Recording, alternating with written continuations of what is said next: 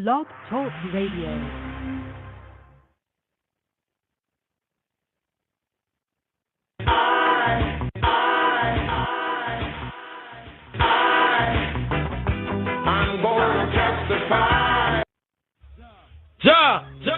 Play my cause, so Lord, with them that strive with me, fight against them that fight against me. Take all of shield and buckle and stand up for my health and drought out, so the spirit stop the way against them that persecute me.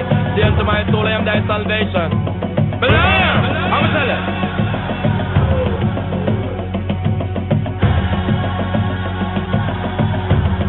Amen. The Lord of my light, let me tell you, I'm my salvation. Wanna hear me? I'm say, who shall I fear? Not even hidden them in the Babylon. Wanna hear that? Me say me look and tell them we no fear Obia man. Because the whole of them a con man. Me not gonna mix up with hidden congregation. Because the whole of them a demon. Me say the some a play God, the whole of them a Satan. And them a vipers and vagabond. Me say me living on the belly of the beast of Babylon. Me have to shot like a lion. Me a go take the long road up to River Jordan. Me have to reach Mount Zion. And me say in my father's house there are many mansions. In only York of the covenant. You tell him. And me say Jah, me I beg you forgive me. Master God, me I beg you forgive me. Cause if I sin is against you only, me have to devour me adversary. Only hear me Jah, me I beg you forgive me. Master God, me I beg you forgive me. Cause if I sin is against you only, me have to devour me adversary. Forgive me Jah, cause if I sin is against you only. Wanna hear me? Come and say, man to man is living unjustly. Some man we can't trust nobody. And ever we go trouble come trouble we. Me never found a me enemy. I know the wicked them are perplexed with tranquility. But that's a simple atrocity. Cause I always been living in adversity. But it still now go break me. Let him without sin come find me guilty. That I'm me judge and me jury. And some a call me bad and some a say me crazy. But them accusing me wrongly. And me say Heavenly Father the Almighty, and him a guide and protect me. I'ma tell him. And me say Jah, me I beg you forgive me. Master God, me I beg you forgive me. Cause if a sin is against you only, me have to devour me adversary. And me say Jah, me I beg you forgive me. Master God, me I beg you forgive me. Cause if a sin is against you only, me have to devour me adversary. Bless us Jah, are you alone and we guide and say, wanna hear me? How we die rather than die soft, Jah comfort we. And I will never leave you lonely. And me say nothing in this world is impossible to do. Him are the key to eternity. And him will sleep on silent and him will walk and see. Him are the highest supremacy. Say Jah work miracle and create history. Me know me read it in the prophecy. Them said him walk with the cross down to Calvary. A sacrifice to forgive away. Say one love, one God, and me say one destiny. That are the truthful prophecy. I'ma tell him. I say Jah, me I beg you forgive me. Master God, me I beg you forgive me. Cause if a sin is against you only, me have to devour me adversary. I say Jah, me I beg you forgive me. Master God, me I beg you forgive me. Cause if a sin is against you only, me have to devour me adversary. I say Jah, me I beg you forgive me. Master God, me I beg you forgive me. Cause if a sin is against you only, me have to devour me adversary. I say Jah, me I beg you forgive me. Master God, me I beg you forgive me. Cause if a sin is against you only, me have to devour me adversary. Play my cause, O Lord, with them that strive with me and fight against them that fight against me. Take hold of thy shield and buckle and stand up for my health and those also thy spirit stand against them that persecute me. Say unto my man soul, I am thy salvation. The lion, every hour and the I will me say, you got to hear when the general I say, and it's the sound that come and down will lead the way. Amen.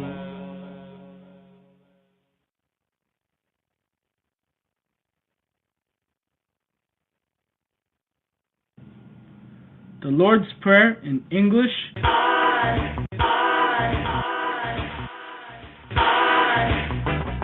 I'm going to testify.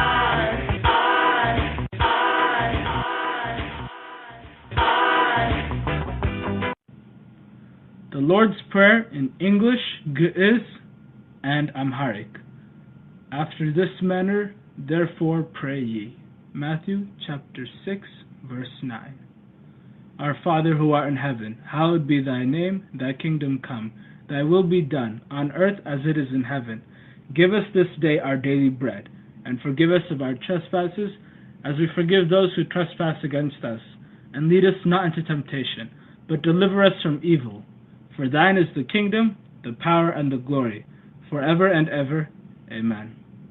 ግዕዝ አቡነ ዘበሰማያት ይትቀደስ ስምከ ትምጻእ መንግሥትከ ወይኩን ፈቃድከ በከመ በሰማይ ከማሁ በምድር ሲሳየነ ዘለለ ዕለተነ ሀበነ ዮም ህድግ ለነ አበሳነ ወጌጋየነ ከመ ንሕነኒ ንህድግ ለዚ አበሰ ለነ እታቢአነ እግዚኦ ውስተ መንሱት አላ አድኃነነ ወባልሐነ እምኩሉ እኩይ እስመ ዚአከ ይእቲ መንግሥት ኃይል ወስብሐት ለዓለም ዓለም አሜን። አምሃሪክ አባታችን ሆይ በሰማይ የምትኖር ስምህ ይቀደስ፣ መንግሥትህ ትምጣ፣ ፈቃድህ በሰማይ እንደሆነች እንዲሁም በምድር ትሁን። የዕለት እንጀራችንን ስጠን ዛሬ፣ በደላችንንም ይቅር በለን እኛም የሚበድሉ ይቅር እንደምንል።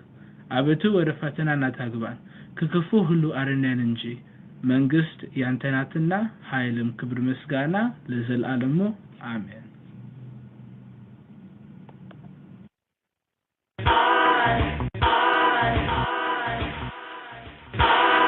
I'm gonna testify.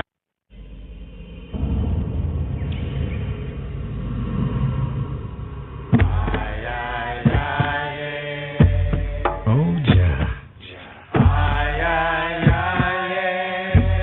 How excellent is thy name in all earth.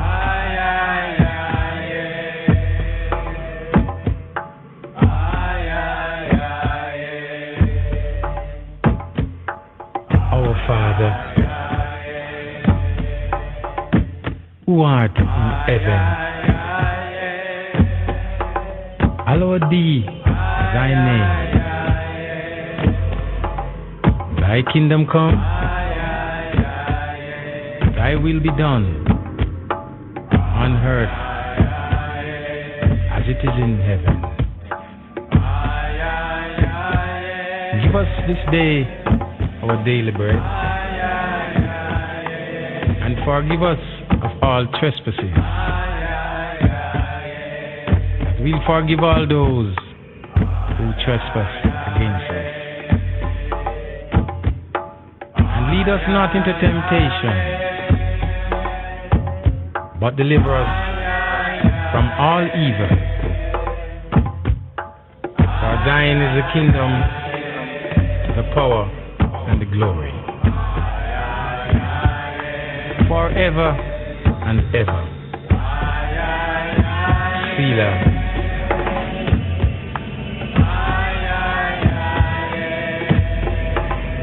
Excellent is thy name, O Jah, in all the earth.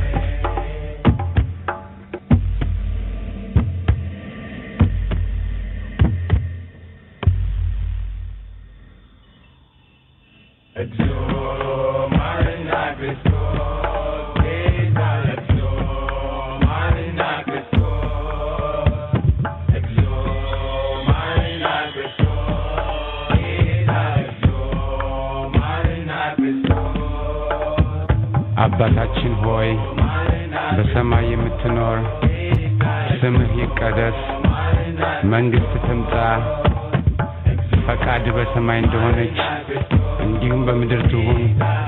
የዕለት እንጀራችንን ስጠን ዛሬ፣ በደላችንን ይቅር በለን እኛም የበደሉንን ሁሉ ይቅር እንደምንል። ወደ ፈተናም አታግባን ከክፉ ሁሉ አድነን እንጂ መንግሥት ያንተ ናትና ኃይል፣ ክብር፣ ምስጋና ለዘላለሙ አሜን። እመቤቴ ማርያም ሆይ በመልአኩ በቅዱስ ገብርኤል ሰላምታ ሰላም እልሻለሁ። በሐሳብሽ ድንግል ነሽ፣ በሥጋሽም ድንግል ነሽ።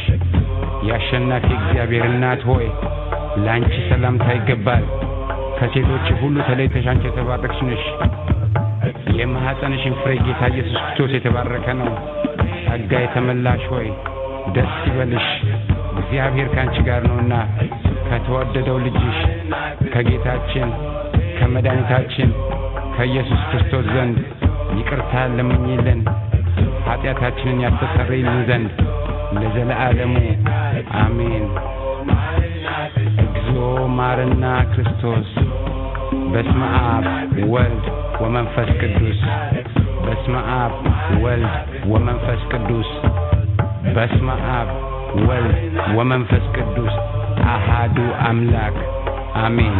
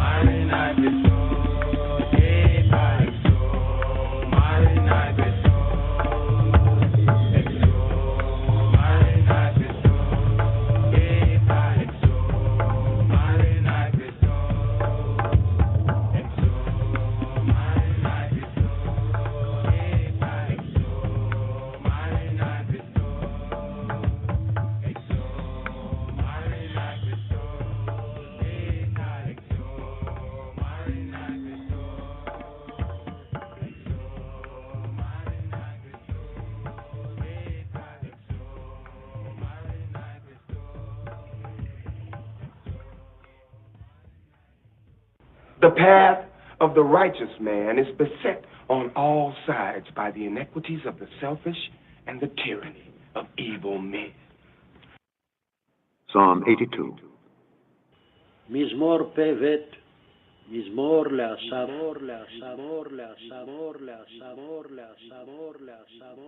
God standeth in the congregation of the mighty, the mighty, the mighty, the mighty, the mighty, the mighty. אלוהים ניצב בעדת אל. He judgeth among the gods, the gods, the gods, the gods, the gods, the gods. בקרב אלוהים ישפוט.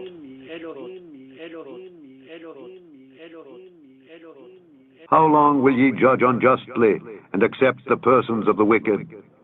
Selah. Defend the poor and fatherless. Do justice to the afflicted and needy. Deliver the poor and needy. Rid them out of the hand of the wicked. They know not, neither will they understand. They walk on in darkness. All the foundations of the earth are out of course. I have said, ye are gods, and all of you are children of the Most High. But ye shall die like men, and fall like one of the princes. Arise, O God, judge the earth, for thou shalt inherit all nations. Inherit all nations. Inherit all nations. Inherit all nations. Inherit all nations. Get up, keep on stopping on. Give up the fight. Get up, keep on stopping on. Give up the fight. For from the rising of the sun, even unto the going down of the same, my name shall be great among the Gentiles.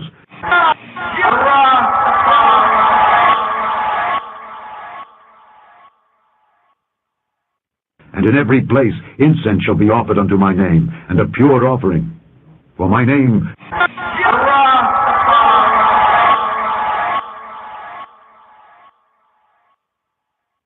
shall be great among the heathen, saith the Lord of hosts, saith the Lord of hosts, saith the Lord of hosts, saith the Lord of hosts.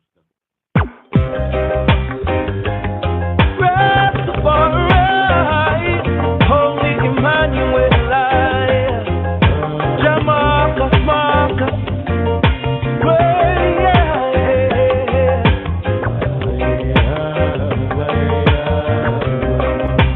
oh yes, Rasta.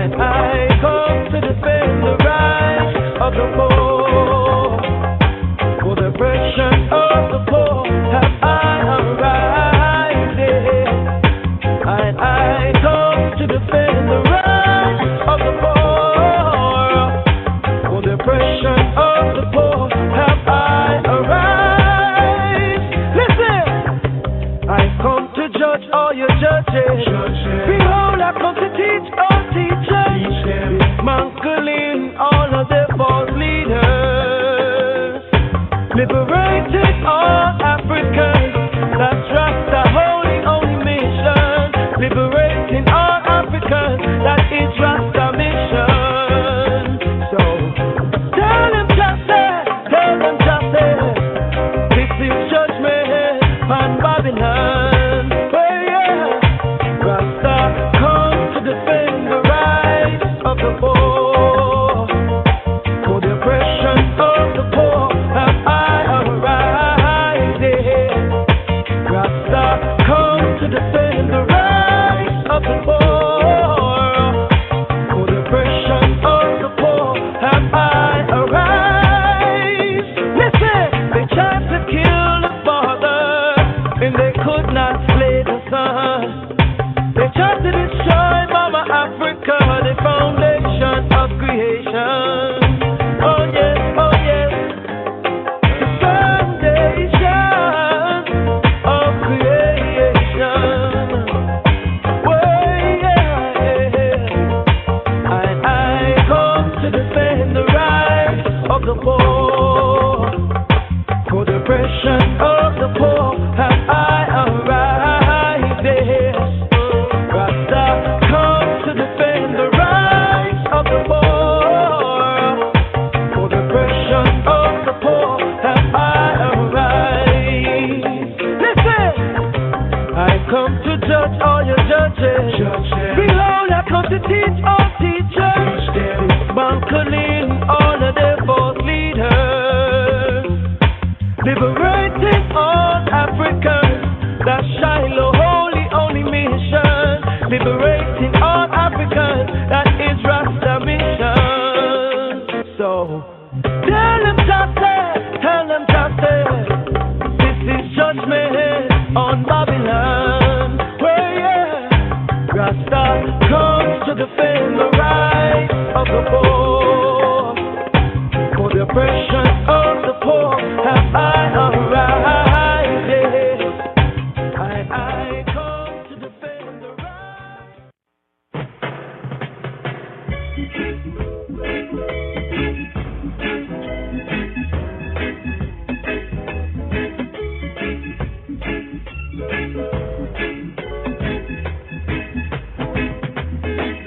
Psalm 82.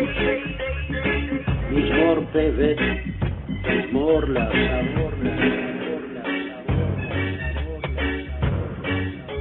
God standeth in the congregation of the mighty. אלוהים ניצב בעדת אל. He judgeth among the gods. בקרב אלוהים ישפוט.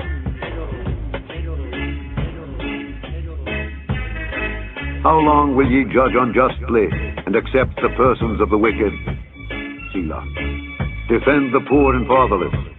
Do justice to the afflicted and needy. Deliver the poor and needy. Rid them out of the hand of the wicked. They know not, neither will they understand. They walk on in darkness. All the foundations of the earth are out of course. I have said, ye are gods, and all of you are children of the Most High.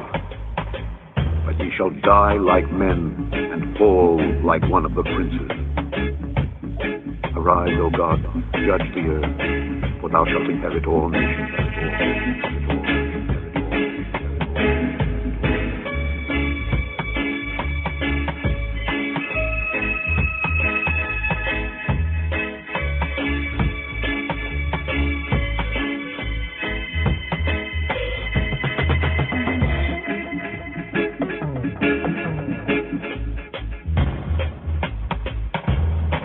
መዝሙር 81 በቅንፍ 82 የአሳፍ መዝሙር። እግዚአብሔር በአማልክት ማህበር ቆመ፣ በአማልክትም መካከል ይፈርዳል። እስከ መቼ ሐሰትን ትፈርዳላችሁ? እስከ መቼ ስለ ኃጢአተኞች ፊት ታደላላችሁ?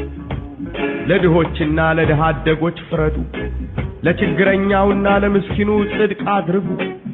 ብቸኛውንና ችግረኛውን አድኑ፣ ከኃጢአተኞችም እጅ አስጥሏቸው። አያውቁም አያስተውሉም፣ በጨለማ ውስጥ ይመላለሳሉ። የምድር መሰረቶች ሁሉ ተናወጡ። እኔ ግን አማልክት ናችሁ። ሁላችሁም የልዑል ልጆች ናችሁ። ነገር ግን እንደ ሰው ትሞታላችሁ፣ ካለቆችም እንደ አንዱ ትወድቃላችሁ አለ። አቤቱ ተነስ፣ በምድር ላይ ፍረድ፣ አንተ አሕዛብን ሁሉ ትወርሳለህ።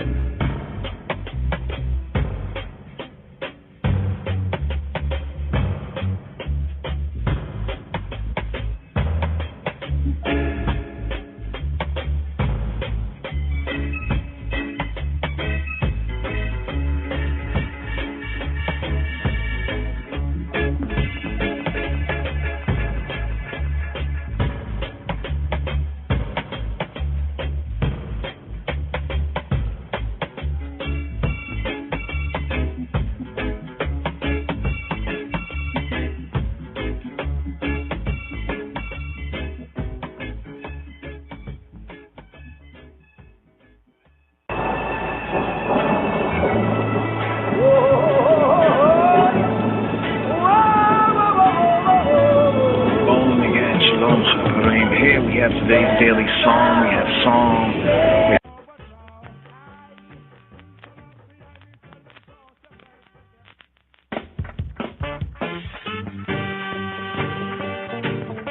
Psalm 86.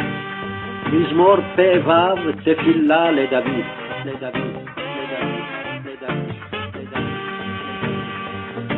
Bow down thine ear, O Lord. אדוני, Hear.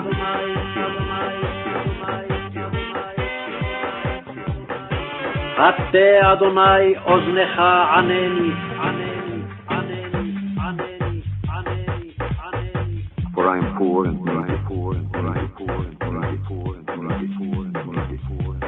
כי עני ואביון אני.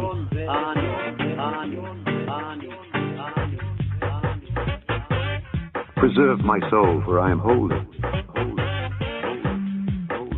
כי חסיד, שמרה נפשי כי חסיד אני. O thou my God, אתה אלוהי.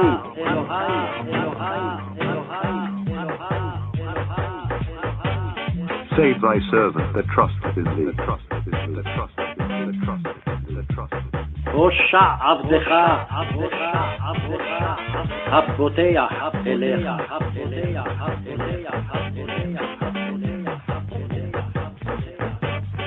Be merciful unto me, O Lord, for I cry unto thee daily. Rejoice the soul of thy servant, for unto thee, O Lord, do I lift up my soul. For thou, Lord, art good and ready to forgive, and plenteous in mercy unto all them that call upon thee. Give ear, O Lord, unto my prayer, and attend to the voice of my supplication. In the day of my trouble I will call upon thee, for thou wilt answer me. Among the gods there is none like unto thee, O Lord, neither are there any works like unto thy works. All nations whom thou hast made shall come and worship before thee, O Lord, and shall glorify thy name. For thou art great, and doest wondrous things. Thou art God alone. Teach me thy way, O Lord. I will walk in thy truth. Unite my heart to fear thy name. I will praise thee, O Lord my God, with all my heart, and I will glorify thy name forevermore.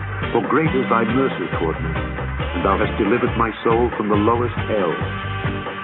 O God, the proud are risen against me, and the assemblies of violent men have sought after my soul, and have not set thee before them.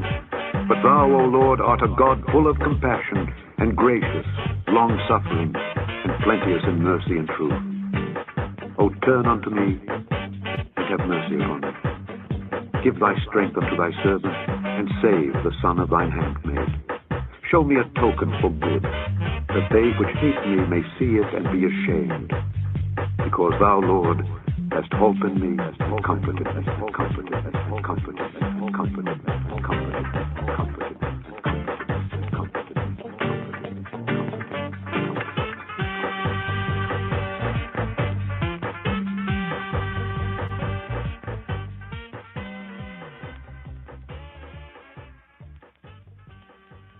Shem Ha'av Wa'Habein Ruach Kadosh. Glory be to the Father, the Son, the Holy Spirit, Glory be. Glory be. We're going to ride up here for this portion. Sabbatical study, this I Rastafari sabbatical study for this Shabbat strong.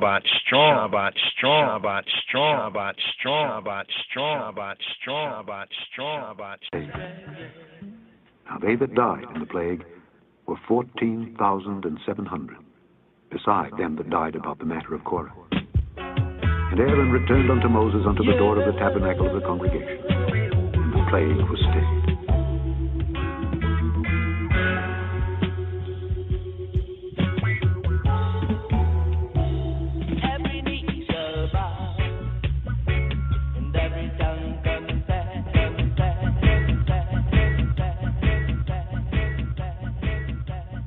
So right here for this 38th sabbatical study, Shalom, Havarim, Shalom. Greetings. Hashem Yeshua, in the name of Yeshua, yes, I. We have the 38th sabbatical study, Korah.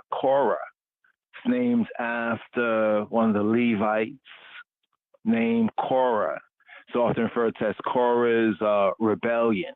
But here, let's get into a couple of first words, give thanks to the brothers and sisters, and catching a couple of the questions and the reasonings and trying to address what we can right here. One of them from Brother Kadir Abdi, it's regarding when you just look at from Exodus to now in the narrative of the scripture. And from a certain perspective looking at it, you'd be like, well, why are they just kind of like missing it? They're seeing these things according to what is written, but yet the Israelites are doing what they do. Some say seeing is believing.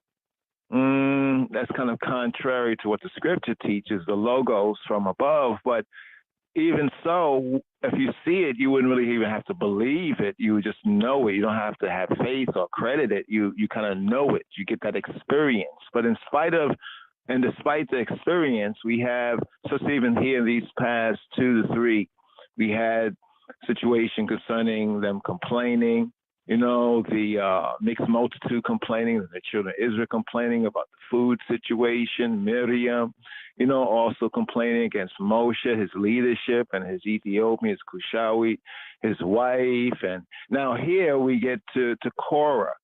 Very interesting, something that we had recorded previously, going to share it right here. A couple of reasonings on the first words right here.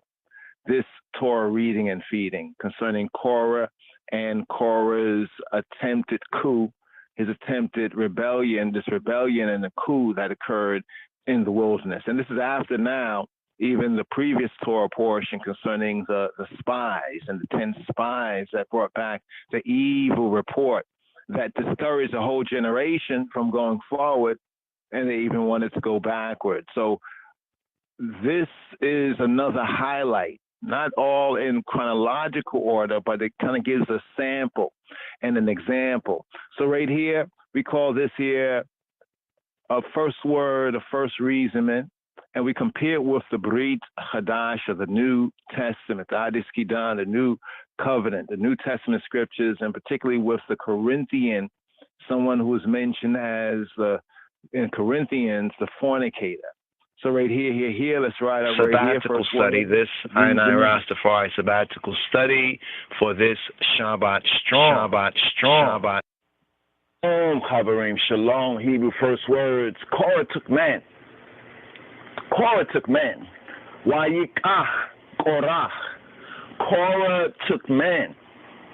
Hebrew first words here. So here we pick up and continuing here in the wilderness and the wildness and the wilderness, the wandering years. The wandering years. It's like that show, that Babylon show, like the wonder years. This is the wonder years. Here we pick up with this 38th weekly Torah portion reading and feeding with these goofy Israelites. Yeah, these goofy Israelites. Right here, Korah. Right, and his band of Israelites that ain't right. So what we have here in this 38th weekly Torah portion, reading and feeding, as we pick up with Numbers chapter 16, Havarim, there are 3 movements in the narrative right here. The narrative of chapter 16 of the 4th book of Moshe, the Hebrew book of Numbers, the Sefer B'Midbar, the cipher, the Sefer, the book in the wilderness, B'Midbar. Now, as we mentioned before, Midbar come from the root dabar, and dabar means word. All right, word. Now, what's interesting is Midbar, in a sense, would be words arranged. It's almost like a speech, in a sense, words properly arranged, B'Midbar. So now, in consequence, you know, when they went into the wildness, their words were all jacked up, you know, or really jacked down in that sense. You know what I'm saying? Because they're Jacob, so it wasn't Aliyah. Remember, Aliyah is Jack, going up. But this is now going down and wandering all around and around and around. So we have his 3 main movements here, picking up with Korah and his band of Israelites that ain't right. The first item is the rebel lion, the rebellion itself in verses 1 to 19. Habarim. Then the second is the judgment in verses 20 to 35. Then the third is the atonement of or for the rebels. Now this rebellion, looking at this is like treason. All right, this is not a misdemeanor here. This is felonious, you know what I mean? This is high crimes, and misdemeanors. That's just a little misdemeanor. There's misdemeanors in this, right? Misdemeanor. What's your demeanor? Misdemeanor. You missed the demeanor. You missed the mark. You fell short. You're lacking. Korah and his band of Israelites that ain't right, they were found lacking. So the first part is their rebellion, right? The high crime. Right, the high crimes and misdemeanors. The second is the judgment. And the third is the atonement for the rebels in verses 36 to 50. Or as they say, 36 to 50, right? 36 to 50. Now, the whole chapter is a marvelous account of a massive rebellion. Right, this is like the mega Israelites today that ain't right, that blaspheme. Dosh Baruch Baruch Hashem Kedamawi Haile Selassie, the King Messiah, and I, Rastafari, Jah people, and Ethiopia. Right, and the children of the Ethiopian, are ye not as the children of Ethiopia unto me, O children of Yisrael? Na'um Yahweh. Amos 9 and 7. The oracle, they go against Jah word. Right, Jah word and Jah's ordinance. So this is a marvelous chapter and a marvelous account of a massive rebellion against the rightful, called, chosen, and appointed leaders and the leadership. That concludes with a reconciliation, so to speak. The death of Korah. All right, so we have Korah, Datan, and Abiram. The narrative says that they are sons of Reuben. Remember Reuben? Reuben was the what? Reuben was the firstborn. All right, and what did Reuben do? What did what did Jacob, right, mention concerning Reuben? Let Reuben live, right, and not die, right? And let not his men be a few. Right? So, Yaakov, you know, the rebels, right? Yaakov, he already spoke to that based on what had happened with Reuben. Reuben went up to his father's bed. You talk about fuckery, right? Fornication under the crown of the king, right? Ukri. Talk about chatat, lack, right? Being caught and found lacking. So these are sons. The narrative says here in Numbers chapter 16, verse 1, they are B'nai Reuben.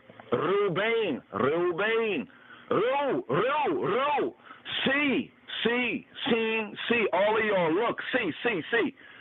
Bain, behold, a son, Reuben. Behold, a son, he was the firstborn. He was the firstborn of the 12 tribes of Yisrael. All right? Let's just go to Genesis 49 for a moment. Just with the Hebrew first words here. Let's go to Genesis 49. And what did the patriarch, all right? What did the patriarch proclaim? Now we have his descendants. All right, his descendants. Are these children of can we say a bad seed? All right, on a certain level, is it saying that Reuben is a bad seed? All of the Reubenites? No. But the Israelites that ain't right. The Israelites that ain't right. Here we have in the Chumash chapter XLIX, chapter 49. And Yaakov called to his sons and said, gather yourselves together, that I may tell you that which shall befall you in the end days. So even this rebellion here in the wilderness is likened to what has occurred even these latter days and times with the Israelites that ain't right. With these various different mega-Israelites, the Israeli school of universal practical knowledge and Bivens. You remember Bivens? Broke away. Was Bivens, so-called Abba Bivens, is he a kind of a Judas Iscariot? Judah, so-called North American Negro. Judas Iscariot, Iskarot. Judah of the city, Judas of the cities. Ishkariat. Ishkariat. No, Kariat is city, one of the terms for city in Hebrew. All right, the city. Just like a lot of these so-called Israelites that ain't right that we see up in the city, right? Speaking blasphemy against his divine majesty and I and we, the Rastafari, what them feel like? I Rastafari is Israelite. So Jacob said he's going to tell them what shall befall them in the end days, right? The last days, the end of the times of the Gentiles. Right, and the caliphate, so-called Christian church age, which is the times like these, even here in this 399th year. Oh, yeah, 399th year. He says, assemble yourselves and hear. Assemble yourselves and hear, y'all sons of Jacob, and hearken to Yisrael, your father. Verse 3, Reuben,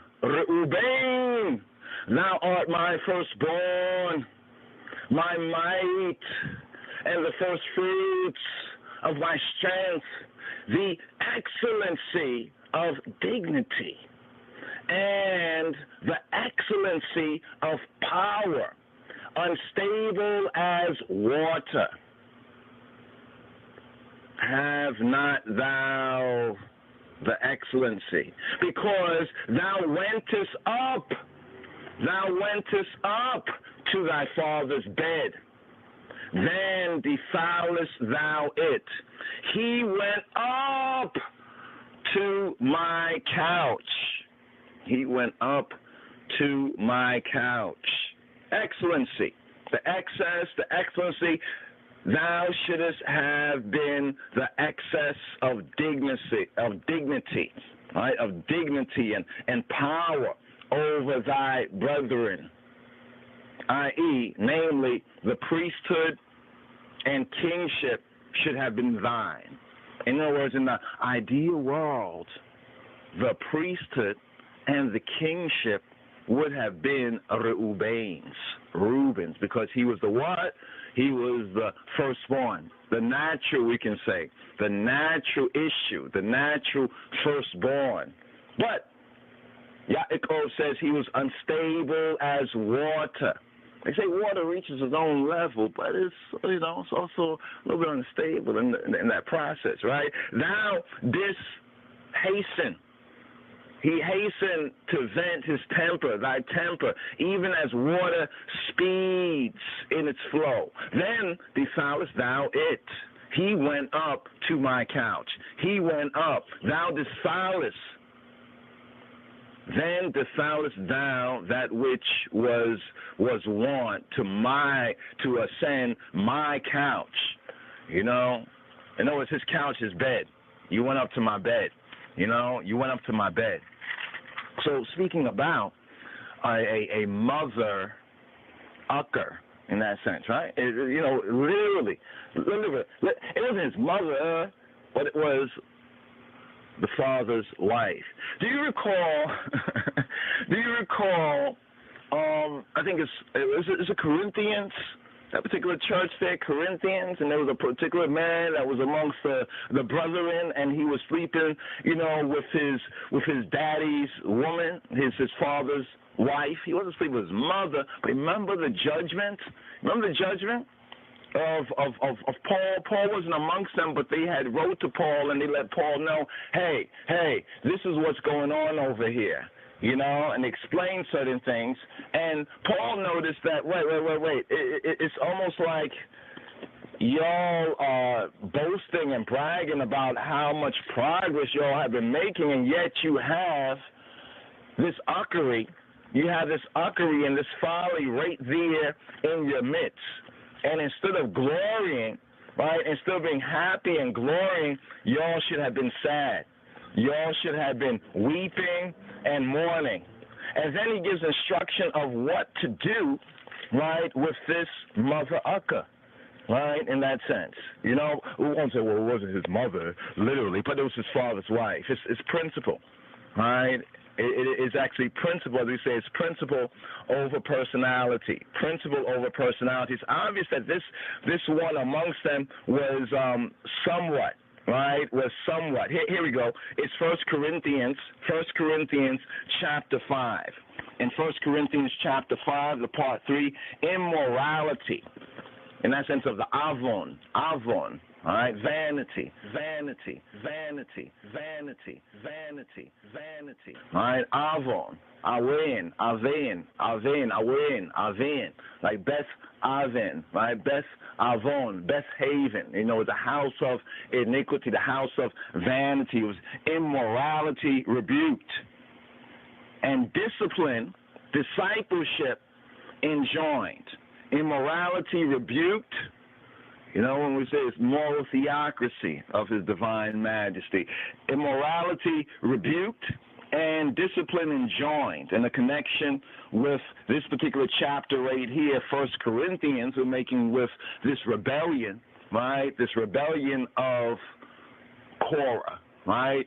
And the sons of Reuben, right? Notice that the first word is wayikach, yikach, from lakach, to take, lakach, right? Wayikach, Korah, right? And Korah, right? And he took, right? Korah, you was cold as ice. See, Korah also, Korah, right? One of the meanings is to be cold and ice, and also bald head. We'll get into that right there. But the first word, literally, right? Wayikach, lakach, and Korah took, and Korah took. The translation presented, right, it supplies the word men. The word men is supplied, and Korah took, and he took. Right? Now, men is supplied there. However, some say it is possible that the MT, the Masoretic text, the Hebraic text, some say may have suffered damage. In the LXX Septuagint, right, it says, and he spoke. The Syriac and the Targum have, and he was divided. And he was divided. The editor of the biblical Hebrew scriptures, or the BHS, suggests that perhaps the Masoretic text should be amended, some say, and he arose. But the word that we have here, wayikach, and he took. And he took. Almost like kind of remind me of what happened in the Gan Eden, right? And they took, right? And not only they take, but then they ate. Yeah, it is reported commonly that there is fornication, there is uckery, there is porne, there is fuckery. Fornication of the crown of the king, fornication from the fornix. The fornix was the arch, right, in ancient society. So prostitutes and others who were, it's like in England they have this thing called dogging. They get together in the parks and, married and all kind of people just have sex. Have like orgies and all kind of stuff like that. But the idea was under an ark, and the ark was a fornix, fork, fornics. This is where we get the idea, but then it comes down to fornication under the crown of the king, right? In other words, those things that were happening, right, that basically were the violation of John's moral law, the morality in his community. You see, and this is what leads to degeneration. This is what leads to poverty, what leads to lack of trust and all these things. This man sleeping, this man's wife, that man sleeping, that man's wife, this woman, this man. After a while, you don't trust, you don't do no business, no nothing, and you basically have a situation like we have amongst the once lost, now found, even in this wilderness of North America. Right, even in this wilderness. But it is reported commonly that there's fornication among you, and such fornication as is not so much as named among the heathen. There's not so much named amongst the Goyim, amongst the Gentiles. So that means that even the Gentiles of this time would have heard about this kind of uckery and would be like, what? And you'd be like, well, y'all be doing all kind of stuff. But yeah, but we don't do that. There's not so much even named. You don't hear about nobody doing that. You know what we be doing, but we don't be doing that. All right, so what was this fornication that is not so much as named, Paul says in 1 Corinthians chapter 5, not so much as named among the Gentiles, among the other nations, that one should have his father's Eshet, right, or Isha, right, his father's wife, his father's woman. Now we get to verse 2, and in the Schofield Study Bible, there's a subscription here that helps to give a contextualization to the study of the script. It says, indifference to evil, indifference to that rah-rah. That rah-rah, oh, that's how it is, that's them straight, this is how it goes. There's that indifference to evil, right? To the rasha, right? That rah-rah, that ratchet stuff in the church.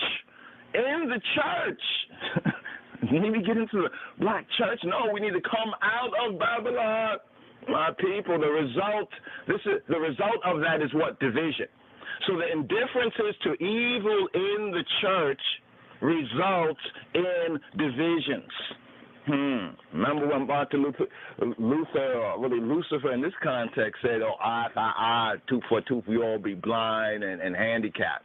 Okay, so what's the situation today? The fruit, what's the fruit of that? What's the result of that? Verse 2 says, and y'all are puffed up. And have not rather mourned. I'm not talking about the auto mourning people do, like now on the internet, somebody died, something happened, you hear about somebody got shot or killed or something, Illuminati or sacrifice. Oh, that's so sad. So it was suicide. It's a suicide. It's a suicide. Oh, that's so sad. Oh. But this is a real case of mourning. Can you imagine? In a situation where they should mourn, they don't mourn.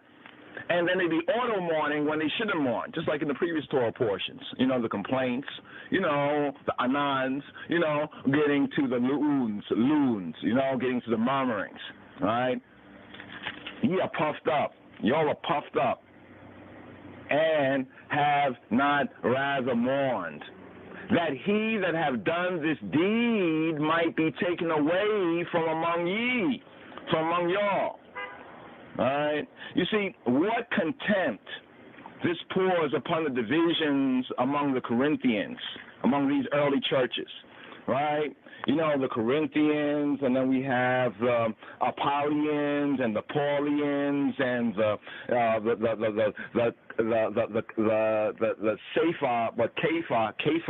Cephasites, those who followed Peter, Kepha, his Hebrew name, Peter, I follow Peter. It's like we having a division even within the Hebrew Israelite and amongst, the Israelites that ain't right, these sort of divisions that we have. One says, we're of Apollo, right? One of the ministers, or we're of Paul, or we're of Kepha, and so they were divided and conquered amongst themselves, the divisions. All alike indifferent. They were all alike, even though they were in their little divisions, we are IUIC, we are GMS, we are GOCC, we are ISUPK, or MICKEYMOUSC, we are IUIC, But then what do they all share in common? It's an indifference to their gross fuckery. There's an indifference. That's why Paul says what he said, that y'all are puffed up. Y'all are puffed up and had not rather mourned. Put on sackcloth. You know, so the WWF, you go out there, no, you just put on sackcloth. You just wear sackcloth when you go out to the head of the street to shout at folks, right? That he that have done this deed might be taken away from you. For, Paul says in verse 3, just a portion of this right here, for I verily, as absent in the body, but present in the spirit. So he wasn't amongst them. Right? He wasn't amongst them. So he wrote to them this epistle, just like we use the technology now to communicate to one's near and far. So he says, for verily in truth, as absent in body, but present in spirit, have judged already, as though I were present concerning him that have so done this deed. In word and in deed. You know, he was not amongst them, but he has already judged. So what is this for? We say, don't judge me. You can't judge me. Paul here, isn't this New Testament? Is this New Testament? Church, is this New Testament? Isn't there a judgment here? Only God can judge me. Paul judged you. And Paul saying, y'all should have judged that one. Y'all shouldn't have tolerated that. In the name of Adonai Yeshua HaMoshiach, in the name of Getachin Jesus Christos, in the name of Adonai Yeshua HaMoshiach, when y'all are gathered together in my spirit with the power of Adonai Yeshua HaMoshiach, our Lord Jesus Christ, Adon Yeshua HaMoshiach, to deliver, verse 5, to deliver, to do what? To deliver such a one, right? Like the fornicator. Right, sleeping with his daddy's woman, his daddy's wife, right? To deliver such a one to Satan, to Satan, to deliver that one, and was to take him out of the church, and to take him and deliver him. Here, Satan, here's your boy, for the destruction of the flesh. All that goofy-ish, right? That the spirit may be saved in the day of Ha'adon Yeshua, in the day of the Don Yeshua, in the day of the Lord Jesus. He says in verse 6, your glorying is not good. Know ye, don't y'all know? Know ye not that a little leaven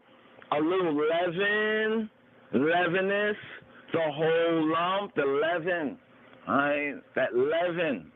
See, this is what leads to verse 7, and you'll know this. We know this. Most churches, they like to quote this verse, or ones might quote this. Purge out, therefore, the old leaven, that y'all may be a new lump, as y'all are unleavened, unpuffed up, you're yeast, right? Unpuffed up. For even Moshiach, Ayanai Pesach, is sacrifice for us. Verse 8, therefore let us keep the feast, not with old leaven, neither with the leaven of malice and wickedness and ratchetness, but with the unleavened bread of sincerity and truth. And then he writes further in verse 9, I wrote to you, as I'm speaking, and I can say I spoke to you. I wrote to you in an epistle not to keep company with fornicators. It's like he said to them, basically, I wrote to you in an epistle not to keep company with motherfuckers. Yet, not all together with the motherfuckers, the fornicators of this world, or with the covetous, or extortioners, or with idolaters, for then must ye needs go out of the world. I'll just explain this as briefly here. Paul is saying, when I wrote to you before about not keeping company with fornicators, with uckers, I didn't write to you, right? He says, yet not all together, right? You know, yet not all together with the fornicators of this world. He's saying, I'm not saying to stay with him with the fornicators, the motherfuckers out there in the outer, you know, outside in the outer court in the world. I'm talking about in the inner court in the church. You know, because obviously that once was bragging about this, and it was something that people knew, and oh yeah, he's sleeping with his father's wife. Oh yeah, that's cool. He's a Christian, right? He's part of our church. Yeah, I know that brother. Yeah, he dressed well. I like him. Yeah, I like him. You know what I'm saying? Yeah, he puffed up. But he said, I didn't write to you to separate from the sinners out there in the world, right? But the puffed up, like this overt uckery that's in the church, right? That's what it says, yet not all together with the fornicators of this world, or with the covetous, or with the extortioners, or with the idolaters. Because he says, if I said that, then you would have a need to get out of this world, for then must ye needs go out of this world. Verse 11, he clarifies, he says, but now I have written to you not to keep company if any man that is called a brother, an ak, in the church of the firstborn, any man is called a wendom, be a fornicator, or covetous, or an idolater, or a railer, or a drunkard, or an extortioner. With such an one, no, not to eat. Break bread, eat, get it. Speaking about Pesach, notice the context was Passover, right? In that verse that a lot of people like to go to verse 7, even in the church. You know how they quote this verse, but the fuller context. Verse 12 and 13, Chabarim, it says, for what have I to do to judge them that are without? It reminds us of Revelation chapter 11, and a rod like a reed was given to me to measure, measure the temple, right? And those who worshipped therein, but the outer court to leave it for, the other dogs. You know what I'm saying? The bitches and the bastards on the outer court, right? For what have I to do to judge them that are outside? This is what you have a lot of church folks and people who are religious. They always talk about, what's happening out there. Okay, cool, what's happening out there, but what about what's happening in the church? That is very much known to ones and ones. For what have I to do to judge them that are without? Do not y'all judge them that are within?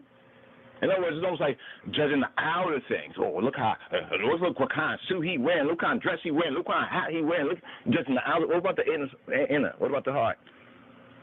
Verse 13. But them that are without, Hashem judges. Jah judges. Therefore, put away from among yourselves that ratchet, that wicked, that ratchet person. All right, put away from amongst you. Now, let's just clarify this right here. This in a couple of the moments that we have right here.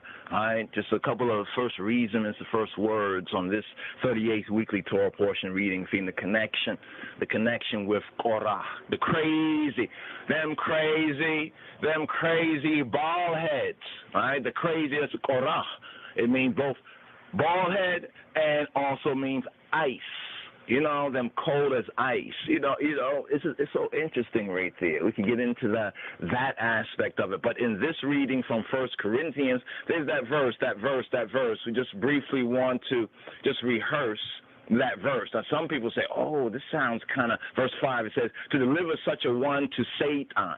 To deliver such a one to Satan, Satan, right? For the destruction of the flesh, that the spirit may be saved in the day of the Lord Jesus, in the day of Ha'adawan Yeshua, in the day of Adon Yeshua, Geta Jesus. Now, the word in Greek for destruction, the destruction of flesh, Olethros is used elsewhere. 1 Thessalonians 5 and 3, 2 Thessalonians 1 and 9, 1 Timothy 6 and 9. And it never means annihilation. You have to understand. We're going to get into the context of that right there. Because remember, he said destruction of his flesh. In other words, he's in the church doing such uckery-fuckery. No, put him outside in the world. See how the world treats him. Like if you, they said the streets, people be holding courts in the streets. The streets know, the streets will be dealing with stuff. Some of the things that be happening out there in the world, it's interesting. They're not going to be like, oh, I'm a Christian, or I'm a such and such. You know, I sang songs, you know, in the church, and everybody in the church thinks I'm just a darling, yeah. But they know you're doing that fuckery. Yeah, it's supposed to love, you know, the grace and God's love, but you're doing that fuckery in the church. I thought you were supposed to be doing that in the church. Like if you did that, when you even people on the wall would know. You know what? You know, I know I did some fuckery in the crew, in the gang, in the clique. I'm not gonna be around right now because I know niggas looking for, and niggas are gonna judge that. Right? That's why I said put him out there in the streets. You know, it's put him out there in the world. You see what I'm saying? Because he thinks that what he's doing is cool, and y'all allowing him to do that. You know, that's the context. The context is very important. To deliver such a one to Satan for the destruction of the flesh, that the spirit, that his spirit might be saved. You see what I'm saying? Because y'all are pampering his flesh, right? You know, and being around him because of the flesh. You know, the carnal-minded Christians being around him because of that, and he's going to lose the flesh, the spirit, the soul, the whole thing, the whole team. You know what I'm saying? Instead, put him out, deliver such a one to Satan for the destruction of the flesh. What he's saying is excommunicate this excommunicate, cut him off. Put him out there. Let him continue to do his uckery out in the world, and you know, he might learn a lesson by that. You know, destroy that flesh, destroy that carnal mind, that fleshy life, so that his spirit may be saved when? In the day of Ha'adon Yeshua, in the day of Geta Iesus. Your glorying is not good. Your glorying is not good. You're puffed up, your glorying is not good. Know ye not that a little yeast, a little leaven, leaveneth the whole lump? You know, all you need is a little bit. Anybody bake? Any of y'all bake? All you need is put a little bit of yeast, right? And it's to puff it up, to get it. Just this little thing. You understand? Just this little thing. So, Korah, Datan, and Abiram. 38th weekly Torah portion, reading and feeding. Wayikach, Korah, Korah, Korah, Korah, Korah, Korah, Korah, Korah, Korah, Korah.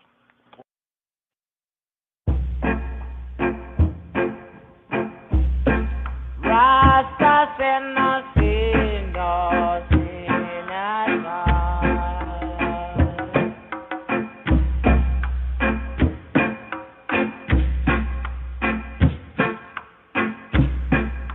The Rasta send no sin, no sin at all.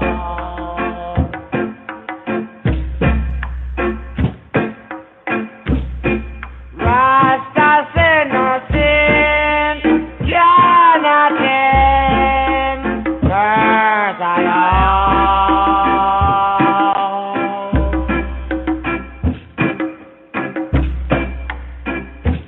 Why Zion so bright and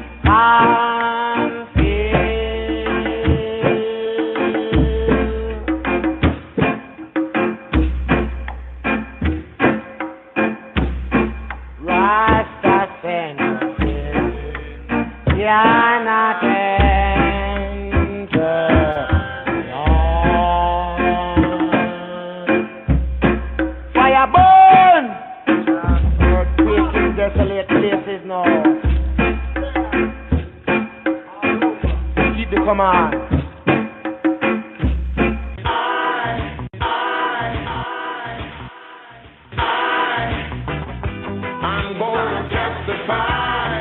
Sabbatical study, this I Rastafari sabbatical study for this Shabbat Strong. Shabbat Strong. Lucifer, dawn of the morning, I'm gonna chase you out of earth. Lucifer, Lucifer, dawn of the morning. Lucifer, Lucifer, dawn of the morning, I'm gonna chase you out of earth. Lucifer, Lucifer, dawn of the morning. Roughneck chicken. Roughneck chicken. Dead. Cook him. When I say more, you say fire more. For my next number, I'd like to return to the classics. You Lucifer, son of the morning, I'm gonna chase you out of earth.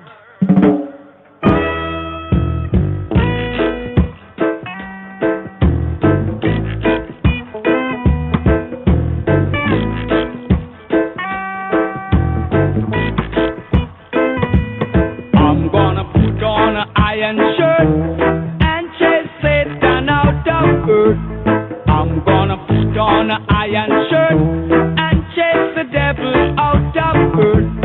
I'm gonna send him to outer space to find another race. I'm gonna send him to outer space to find another race.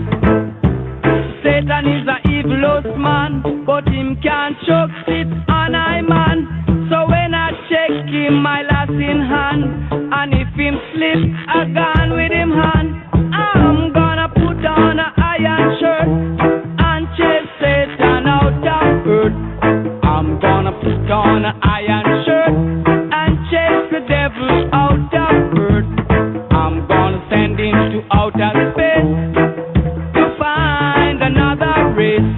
I'm gonna send him to outer space to find another race. Oh yeah.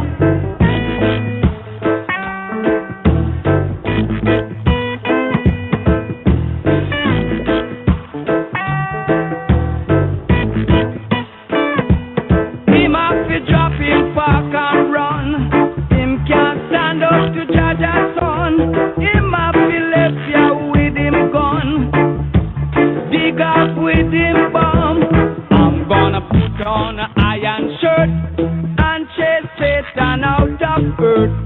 I'm gonna put on an iron shirt and chase the devil out of earth. I'm gonna send him to outer space to find another race. I'm gonna send him to outer space to find another race. Satan is a evilous man, but him can't choke it on I man. So when I check him, I last in hand, and if him slip, I gone with him hand. I'm gonna put on an iron shirt and chase Satan out of earth. I'm gonna put on an iron shirt and chase the devil out of earth. I'm gonna send him to outer space to find another race. I'm gonna send him to outer space to find another race.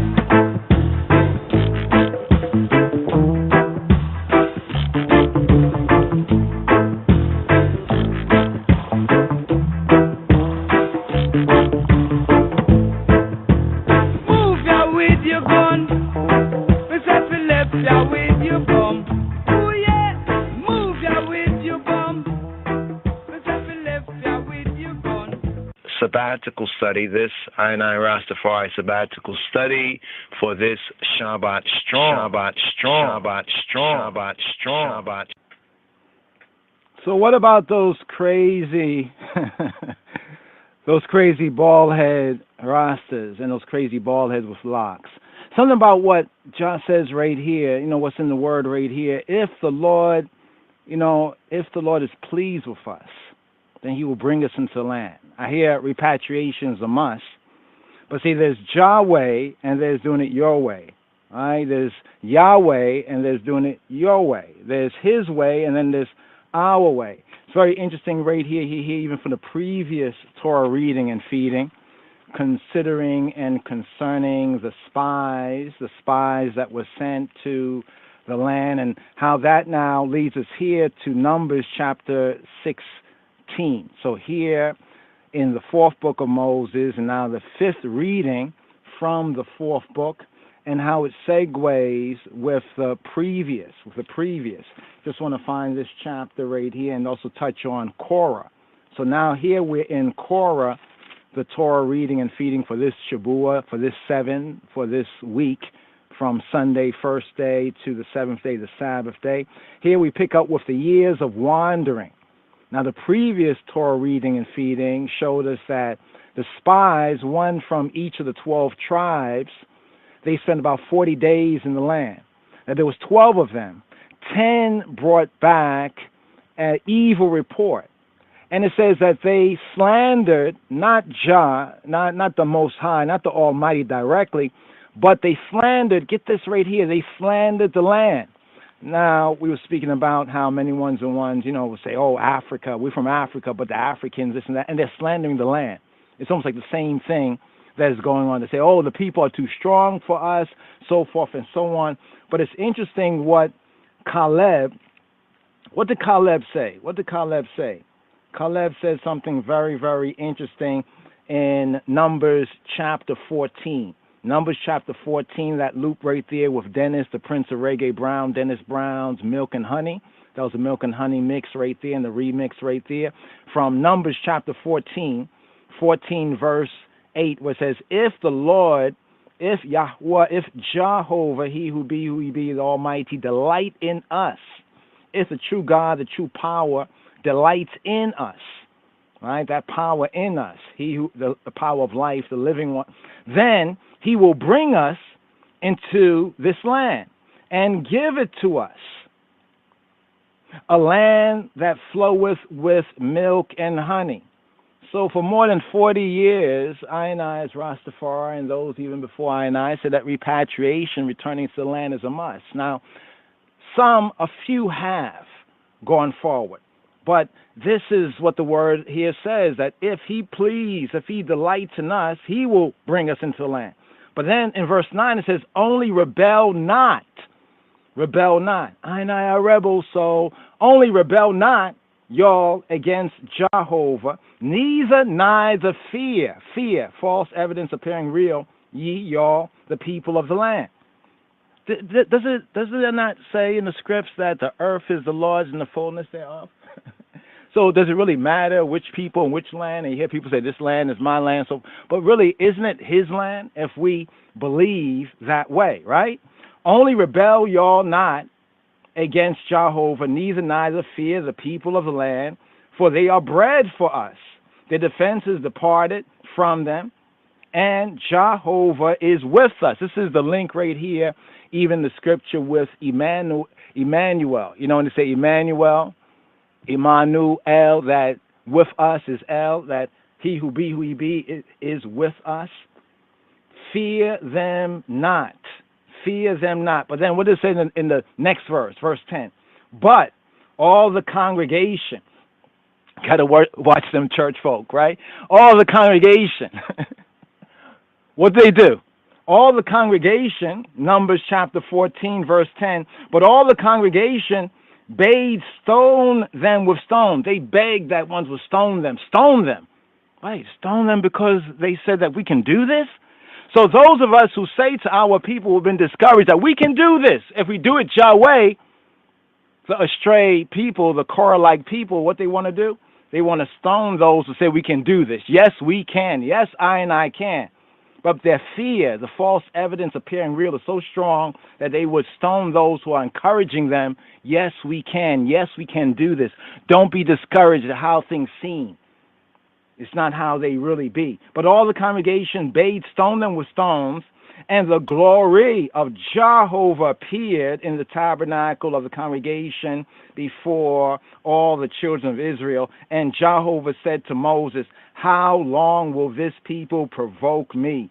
And how long will it be error right there is to say, English before, right? How long will it be they believe me? Or really, how long will it be before they believe? They believe me, they believe I, for all the signs that I have shewed among them. Now, if you really just read the Bible and just read it with as you say, open mind, you say, wow. Just taking the narrative as is, taking what's written as is, the story, the narrative. You have to say, something is wrong with this people. Something is wrong with this people. Then if we say, we are the children of Israel, we're the Hebrews, we're the Israelites, it makes a lot of sense, black and brown people. It makes, because this is us. No matter how many signs. Here, we got 90 seconds, y'all. 90 seconds. I usually like to give y'all, those listening to the live stream, maybe 5 or so, minutes notice.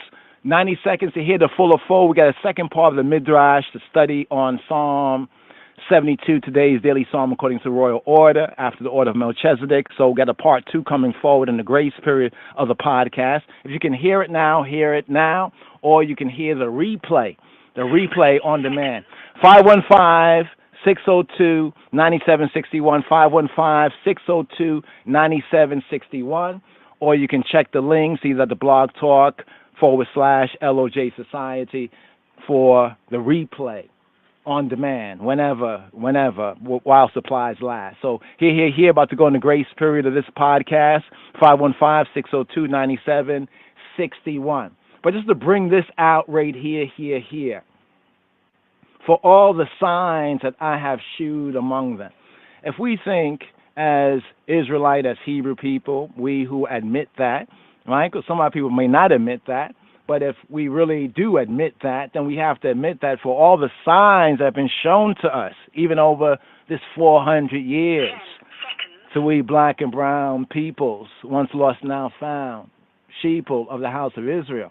A lot of signs, in spite of what the enemy or white supremacy, it's like white supremacy or the haters of us have been doing, there's been so many signs and more signs of the Almighty, the power, you can say the universe if you want, in our favor, but still, yet and still we are so easily, it seems, discouraged instead of being encouraged.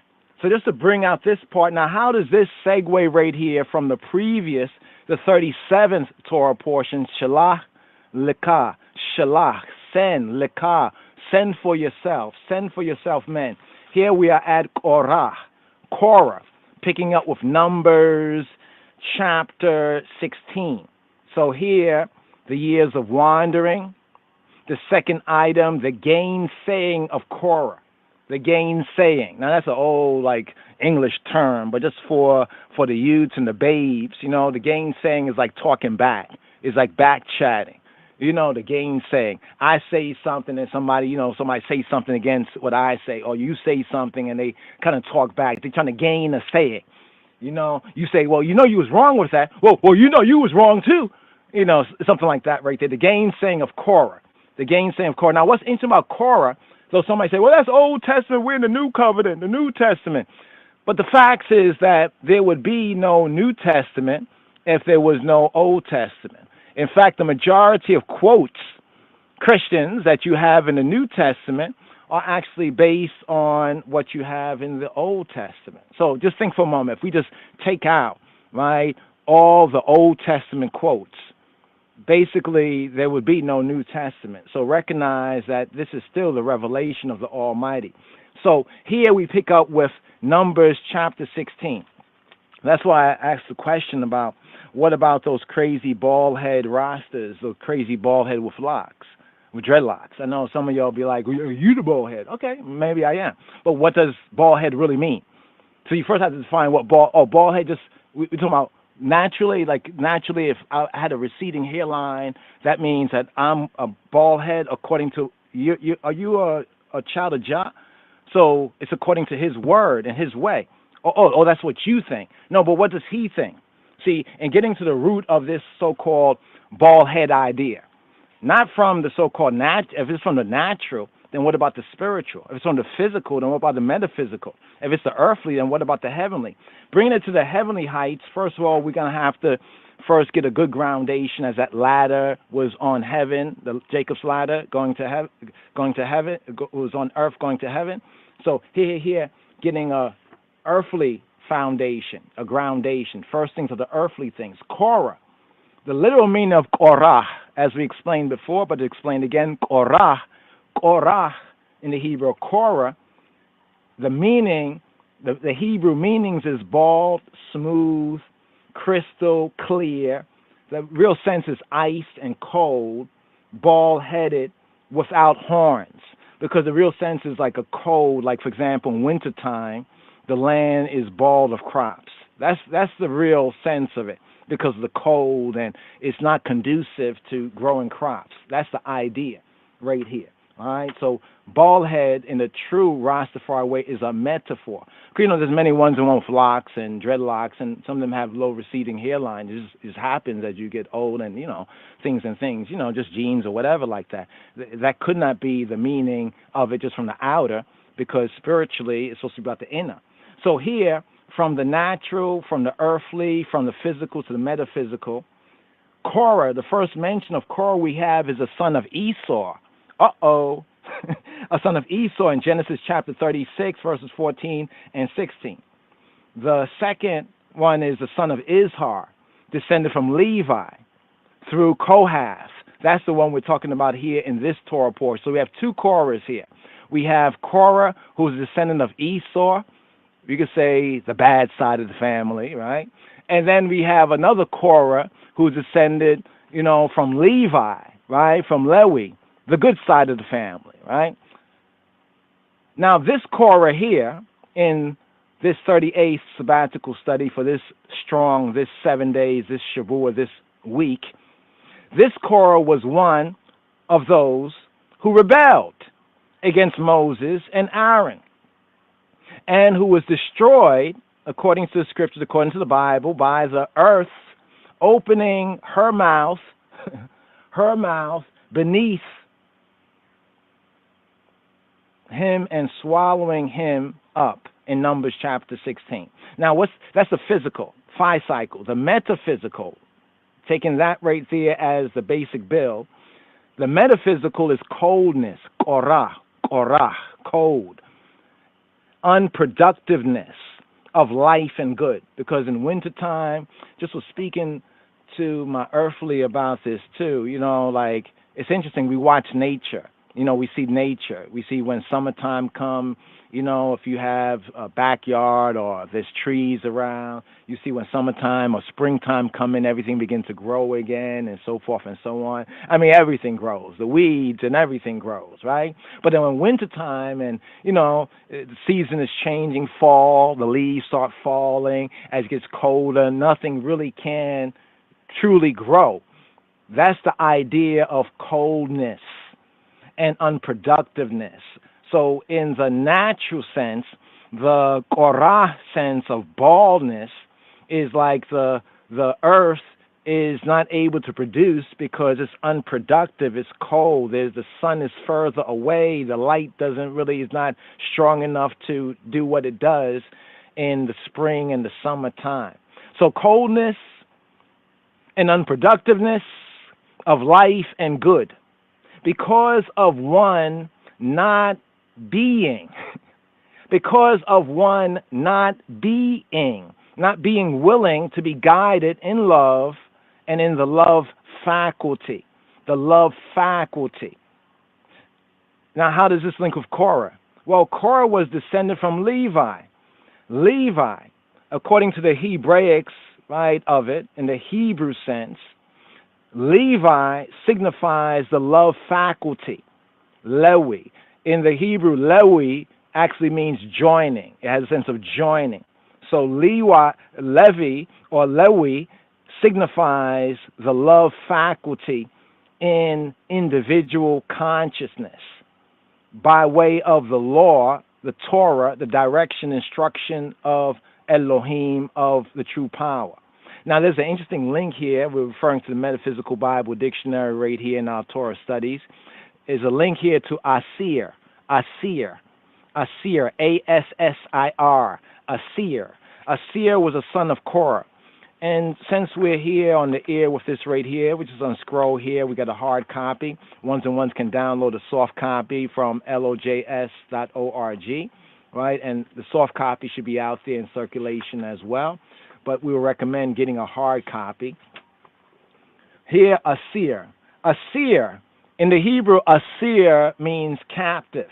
Asir means prisoner. Asir, asara, like to bind, the binding, like bound, captive. Osiris, Asir, interesting. He brought us out of Egypt, right? Asir means captive, prisoner. Who was he according to the Hebrew, according to I roots? He was a Levite. He was a son of Korah, according to Exodus chapter 6, verse 24. Korah was one of those who headed the rebellion against Moses and Aaron. These malcontents were not willing to acknowledge the positions of Moses and Aaron as above their own. I mean, but look at the hypocrisy of it. Korah, right? Korah, who was Korah? He was a Levite. Korah was descendant through Levi and through one named Kohath. In the previous Torah portion and this fourth book of Moses, you'll find that everybody had their assigned duty and responsibility, right, in the camp, right? There was a rank and file Israelite, and then there was a priest, the Levites. They were separated from the tribes of Israel. And the Levites, among the Levites, there was the sons of Aaron. Aaron and his sons were the high priests. Aaron and his sons were, as we said before, we'll say again, in the Hebrew sense, they were the Christians. Who were the Christians? Christian to say the anointed ones. It was the ones who were anointed. Who was anointed? Aaron, the high priest. This is why in the New Testament, Yeshua is the high priest and the link with the Aaronic line and the pattern according to Levi and according to Aaron. So we have the sons of Aaron and Aaron as the anointed ones, the Messiahites, the Christians in the camp, and then you have the Levites, the other Levites. In other words, all of the priests were Levites, but not all the Levites were priests. Because remember, Aaron is a Levite, but Aaron and his sons would be the priests. They would minister in that role responsibility, and the other Levites would be their assistants. So whenever the camp moved, different families did different responsibility.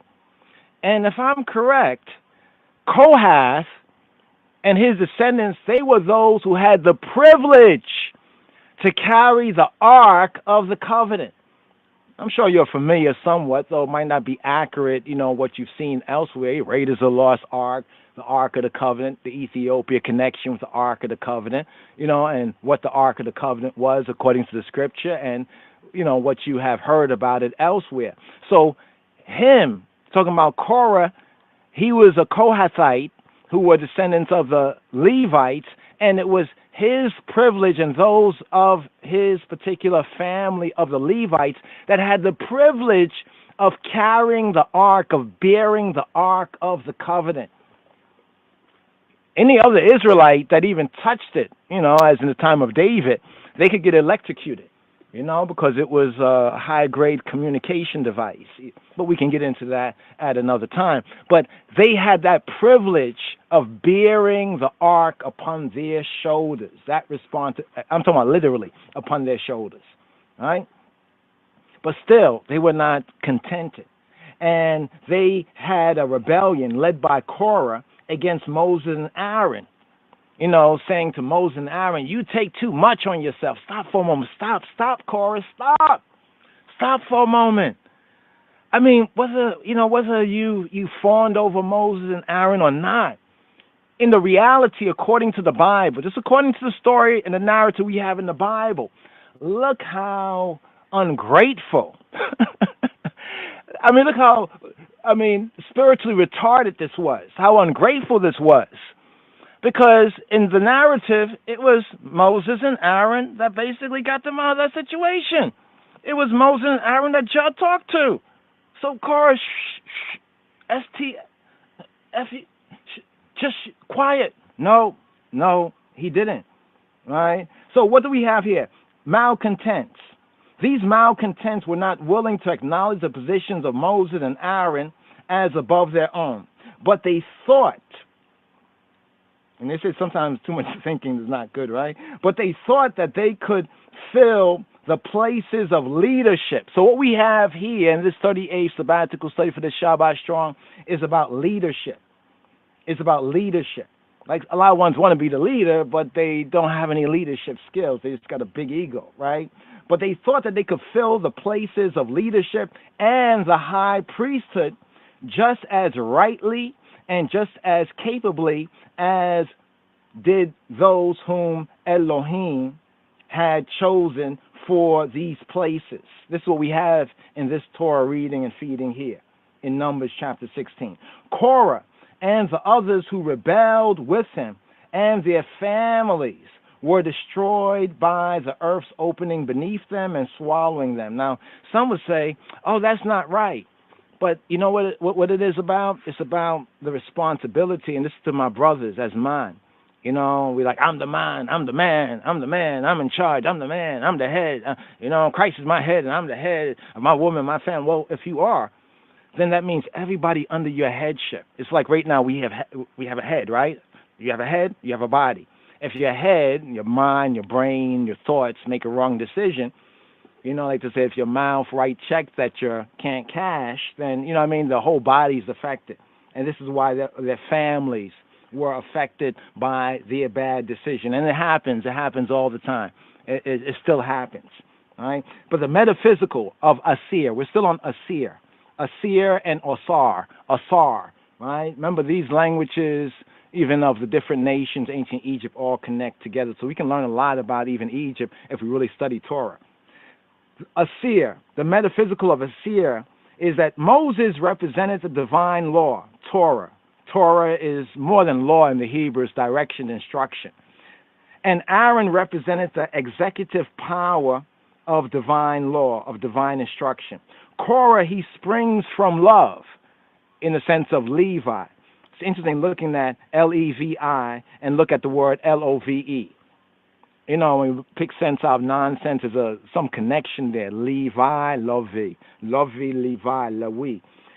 As do Moses and Aaron. They also descend from and spring from Levi. But Korah means bald, it means ice, unproductive, cold as ice. Now this infers the opposite of love, a state in which one is cold and unproductive of life and good. Why? Why that? Because of unwillingness. Know His Majesty, Gormawi Nugusnigas, Karamawi, how the Selassie teach us to make our wills obedient to good influences and to avoid evil is to show the greatest wisdom. But the opposite of love is a state in which one is cold and unproductive of life and good because of unwillingness to be guided in one's love faculty by the instructions, the directions of the power or the law of God or the Torah of Elohim. This is love expressing in personality. And as I have been taught, I share with my brothers and sisters, what we're about is principle above personality. Principle. Look for principle, not personality. Now, if you meet a personality who is according to principle, well, that's a very blessed thing. But principle above personality. Let principle be the qualification of personality. This is love expressing in personality that brings forth captivity, a prisoner, thus in the Hebrew name Asir, Asir, who represents bondage, generation, and thus degeneration, sorrow and death. Love in its divine purity is the key to life, to liberty, to harmony, and to shalom, to peace. But when love is exercised in the selfishness of the personal consciousness, it leads one into bondage and makes one a prisoner, an asir, an osar, to sense. Thus one becomes swallowed up in the earthly life, in sensuality and materiality. Let me just say this right here because ones might get a wrong idea about sense. Remember when Yeshua, Ha'adon Yeshua, our rabbi, the rabbi of rabbis, Black Lord and Savior Jesus Christ, remember when he spoke about the 5 wise and the 5 foolish virgins, right? We have 5 senses, right? The 5 senses. There is 5 wise use of the senses, and there's the foolish use. Most of us have the sense of seeing and hearing and tasting and touching, but usually it's confined to the natural sense, the natural things. How many of us can see spiritually? How many of us can hear spiritually? How many of us can smell, taste, and touch spiritually? So thus, there is the natural, or we could say the fleshy uses of these five senses, and most of our five spiritual senses are underdeveloped or not developed, hopefully, as yet. So now Korah, we have the Korah, the other Korah was the son of Esau.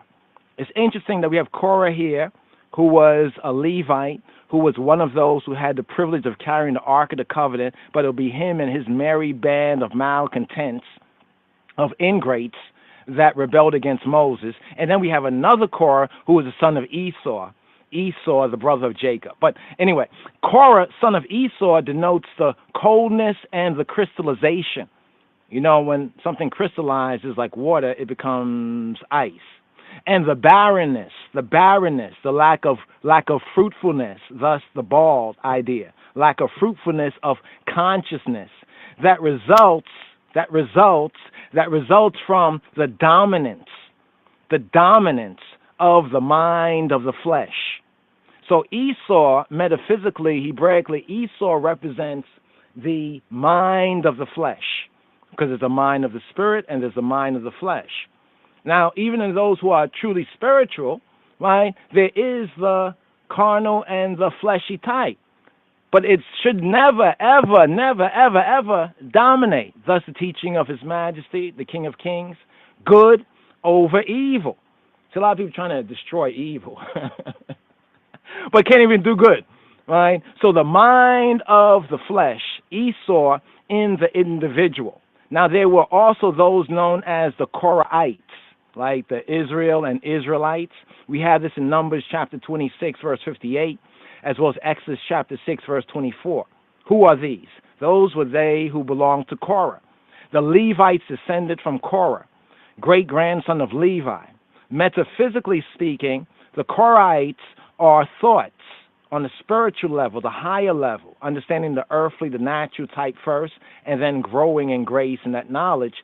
Thoughts springing from and belonging to that in consciousness that Korah, the grandson of Levi, signifies. Clear crystal. Korah also means clearness and crystalness. These are definitions of Korah.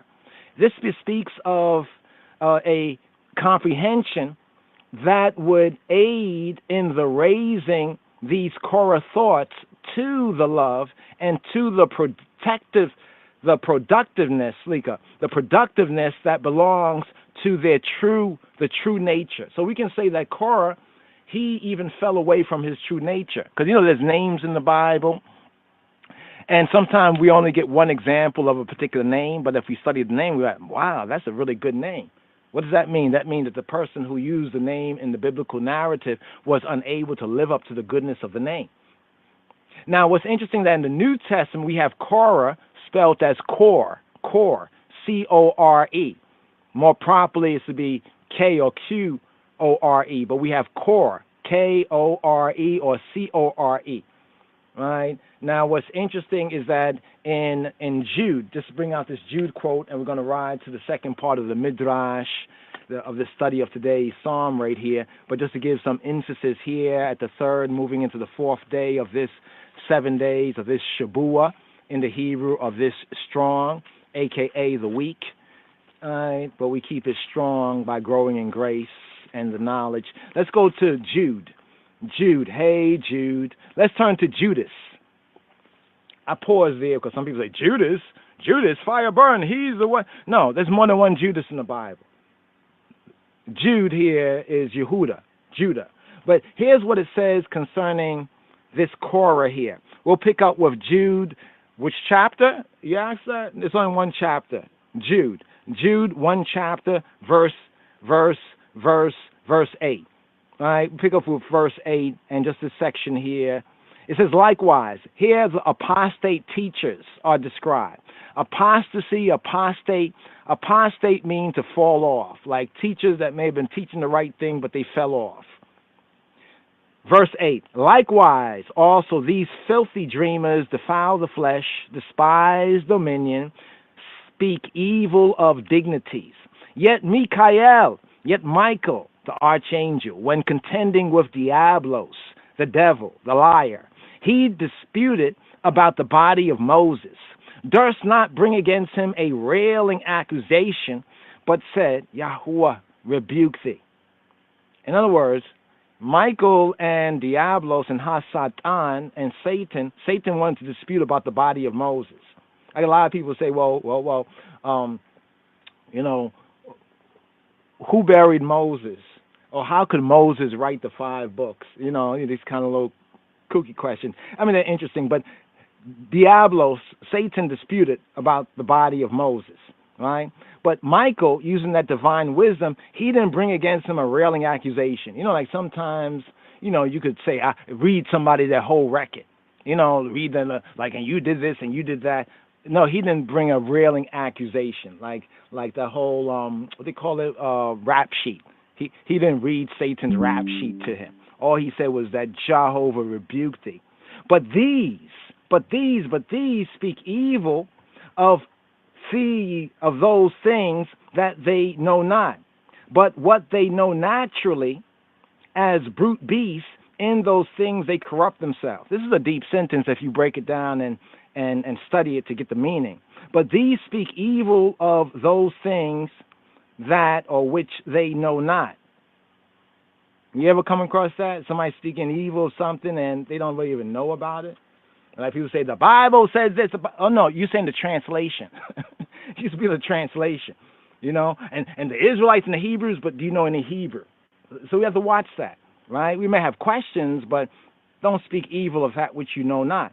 But what they know naturally, just naturally, not spiritually, but naturally, as brute beasts, in those things they corrupt themselves. Woe to them, for they have gone in the way of Cain, and ran greedily after the error of Balaam for reward, and perished in the gainsaying of Korah. The gainsaying of Korah. Now here in the KJV version, Korah is spelled as C-O-R-E. C-O-R-E. And here we have a little footnote here. The sin of Korah was denial of the authority of Moses as Jah's chosen spokesman, and intrusion into the priest's office. In other words, he was supposed to be like assistant to the priest, like the pastor, so to speak. He now thought because he was around the pastor and priest and he was of the family, that really him and his merry band of malcontents, they should be the ones to be in charge. Next verse of Jude, these are spots in your feast of charity. Charity in the KJV is really love, if you were studying other languages. So we could say, these are spots in your love feast. When they feast with you, feeding themselves without fear, without any respect. Clouds they are without water, carried about of winds. Clouds without water. That's interesting, because usually when you see clouds, you think like, oh, it must be some rain. But these are clouds without water, carried about of winds, trees whose fruit withereth, without fruit, twice dead in this world and dead in the next, plucked up by the roots, raging waves of the sea, foaming out their own shame, wandering stars, to whom is reserved the blackness of darkness forever.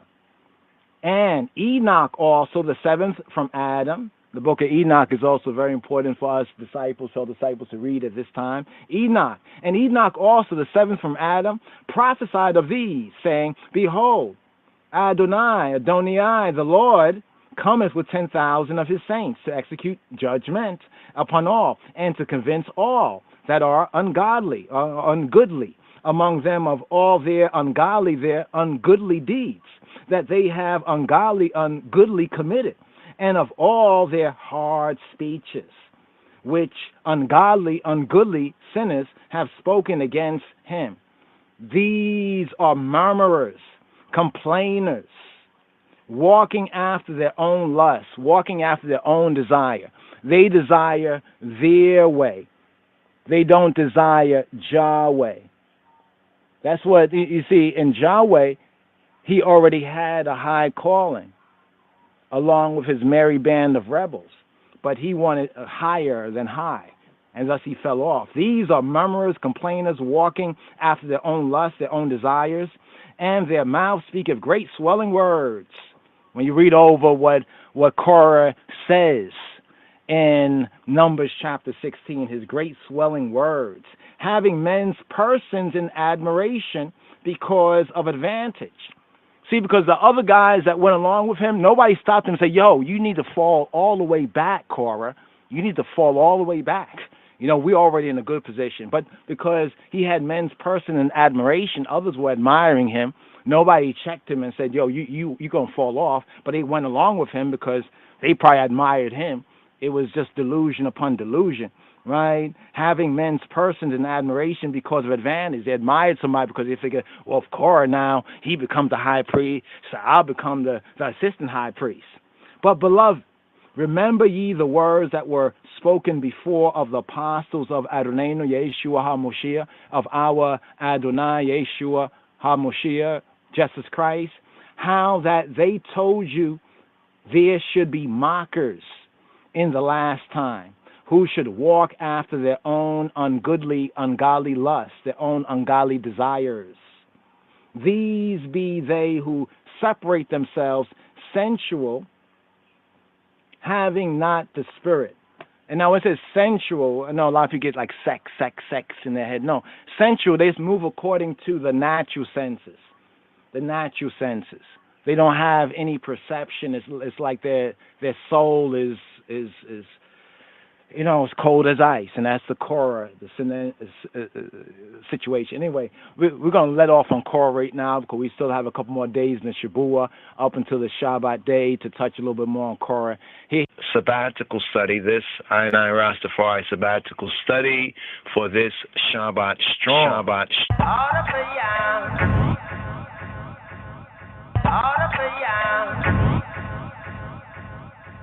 Jesus crazy boy, let's out of the yard.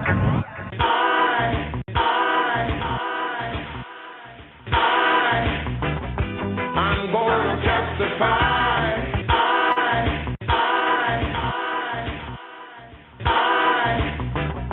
I'm gonna testify.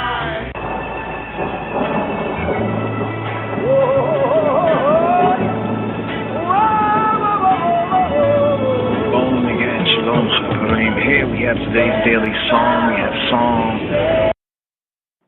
Psalm 86.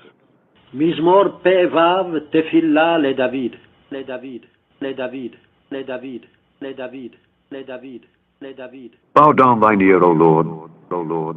אדוני, אדוני, Hear me. אדוני, Hear me. אדוני, Hear me. אדוני, Hear me. אדוני, Hear me. אדוני, Hear me. אדוני. Hear me. הטה אדוני אוזנך ענני, ענני, ענני, ענני, ענני, ענני.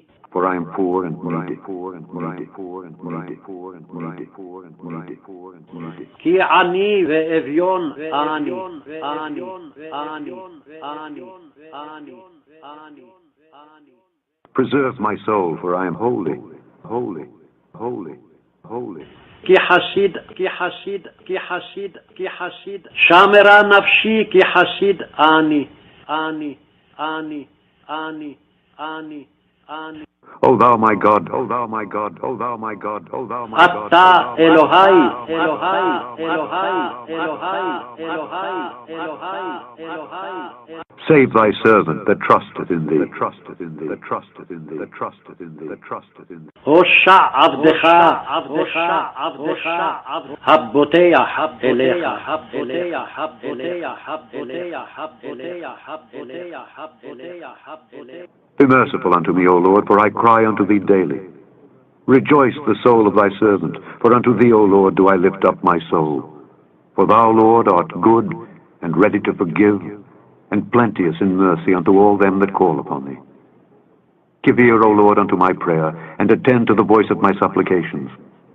In the day of my trouble I will call upon thee, for thou wilt answer me. Among the gods there is none like unto thee, O Lord, neither are there any works like unto thy works. All nations whom thou hast made shall come and worship before thee, O Lord, and shall glorify thy name. For thou art great, and doest wondrous things. Thou art God alone. Teach me thy way, O Lord. I will walk in thy truth. Unite my heart to fear thy name. I will praise thee, O Lord my God, with all my heart, and I will glorify thy name forevermore. For great is thy mercy toward me, and thou hast delivered my soul from the lowest hell. O God, the proud are risen against me, and the assemblies of violent men have sought after my soul, and have not set thee before them. But thou, O Lord, art a God full of compassion, and gracious, long-suffering, and plenteous in mercy and truth. O turn unto me, and have mercy upon me. Give thy strength unto thy servant, and save the son of thine handmaid. Show me a token for good, that they which hate me may see it and be ashamed. Because thou, Lord, hast holpen me, and comforted me, and comforted me, and comforted me, and comforted me, and comforted me, and comforted me, and comforted me, and comforted me, and comforted me, and comforted me, and comforted me, and comforted me, and comforted me, and comforted me.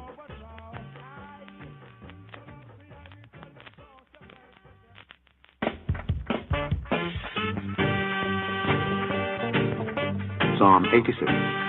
מזמור פ"ו תפילה לדוד.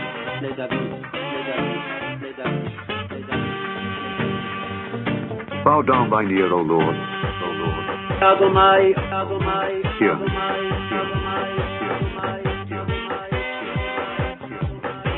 חטא אדוני אוזנך ענני. For I am poor and needy. כי עני ואביון אני.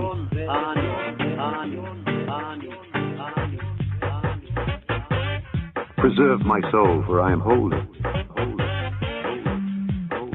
כי חסיד, שמרה נפשי כי חסיד אני. O thou my God, אתה אלוהי.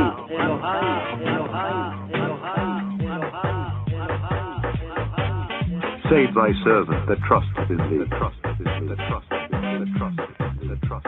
הושע עבדך, הבוטח אליך.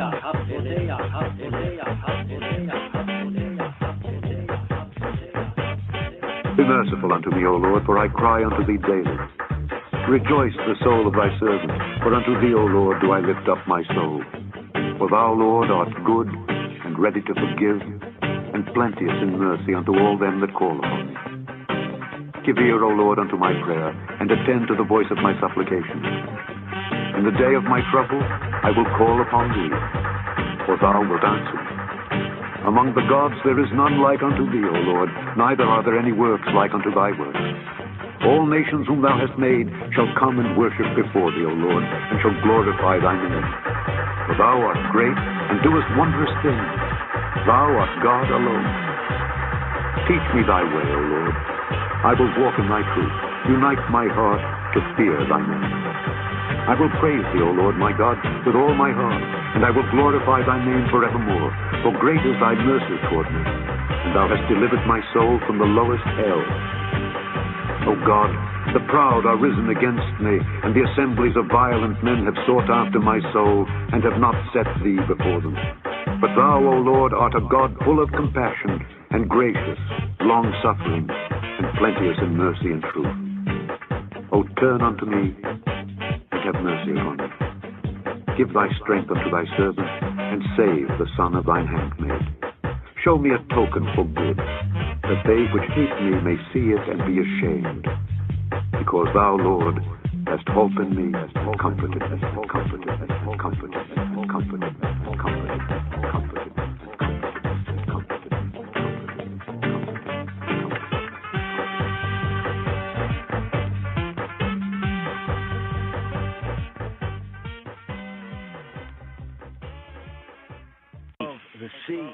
Elect up to light of this world.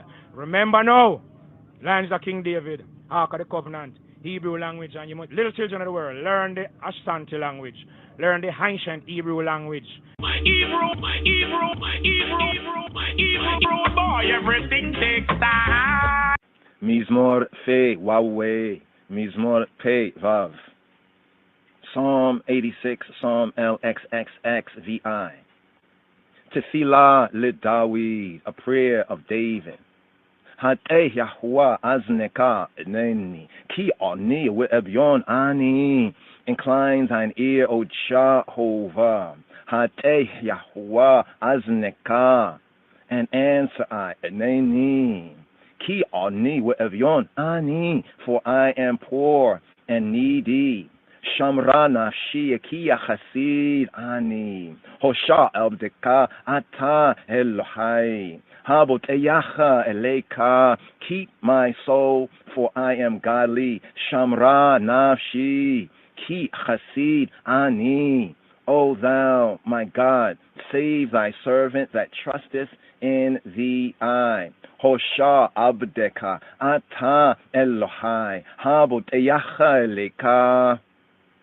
Chaneni Adonai, ki eleka ekra kol hayom. Be gracious to I, Adonai. Chaneni Adonai, for to the eye do I cry, do I shout, do I call out all the day. Ki eleka ekra kol hayom.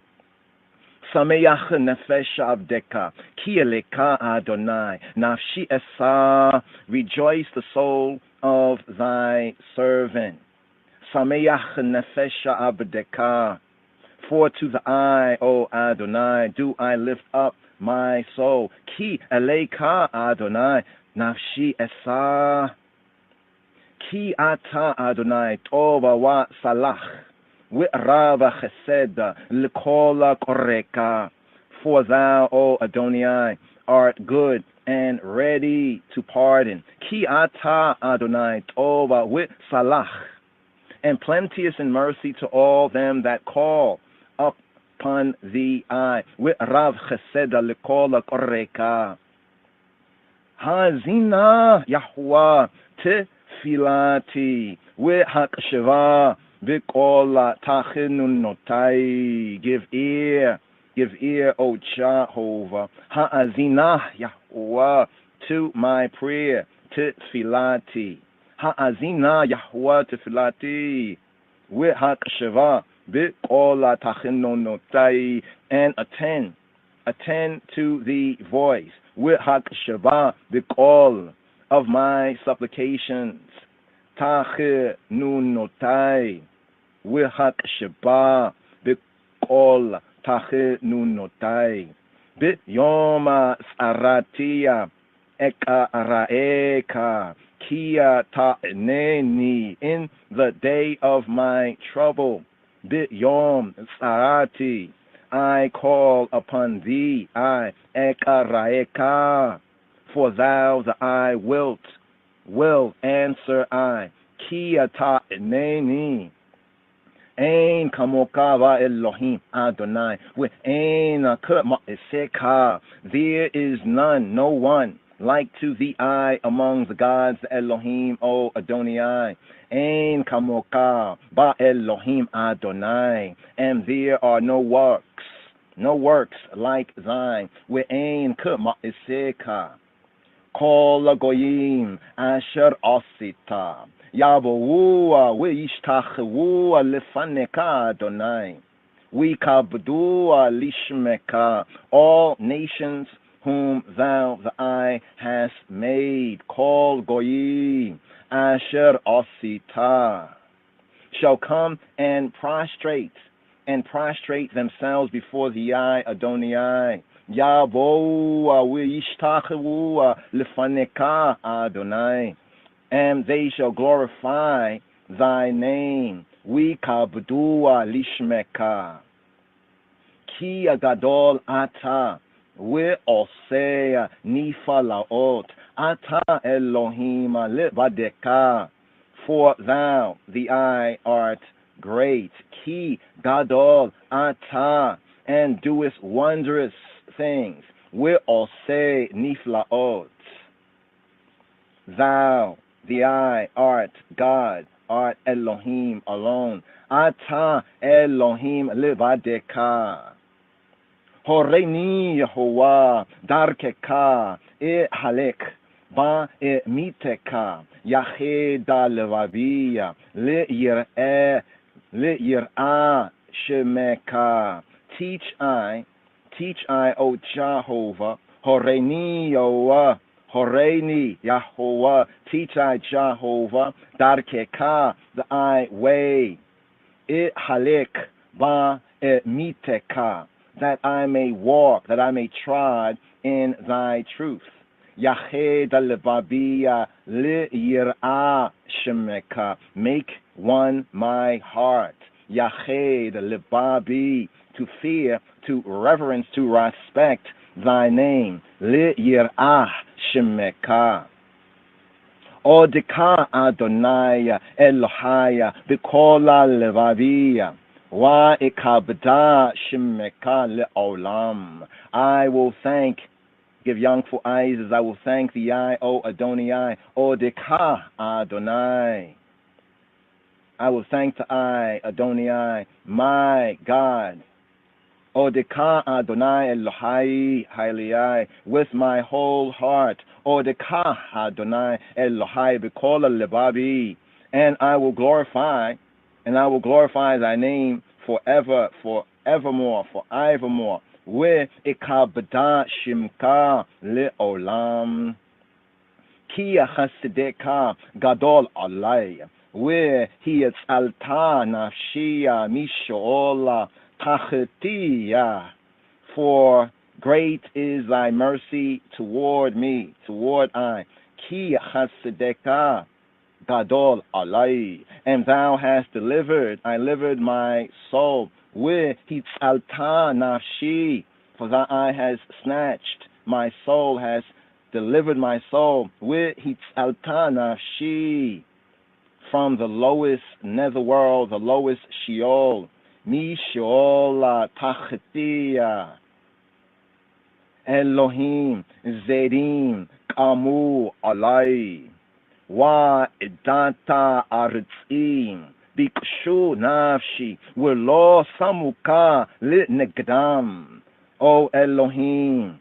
O God, O Elohim, true good, true God, the proud are risen up against me, against I. Elohim Zedim Kamu Alai.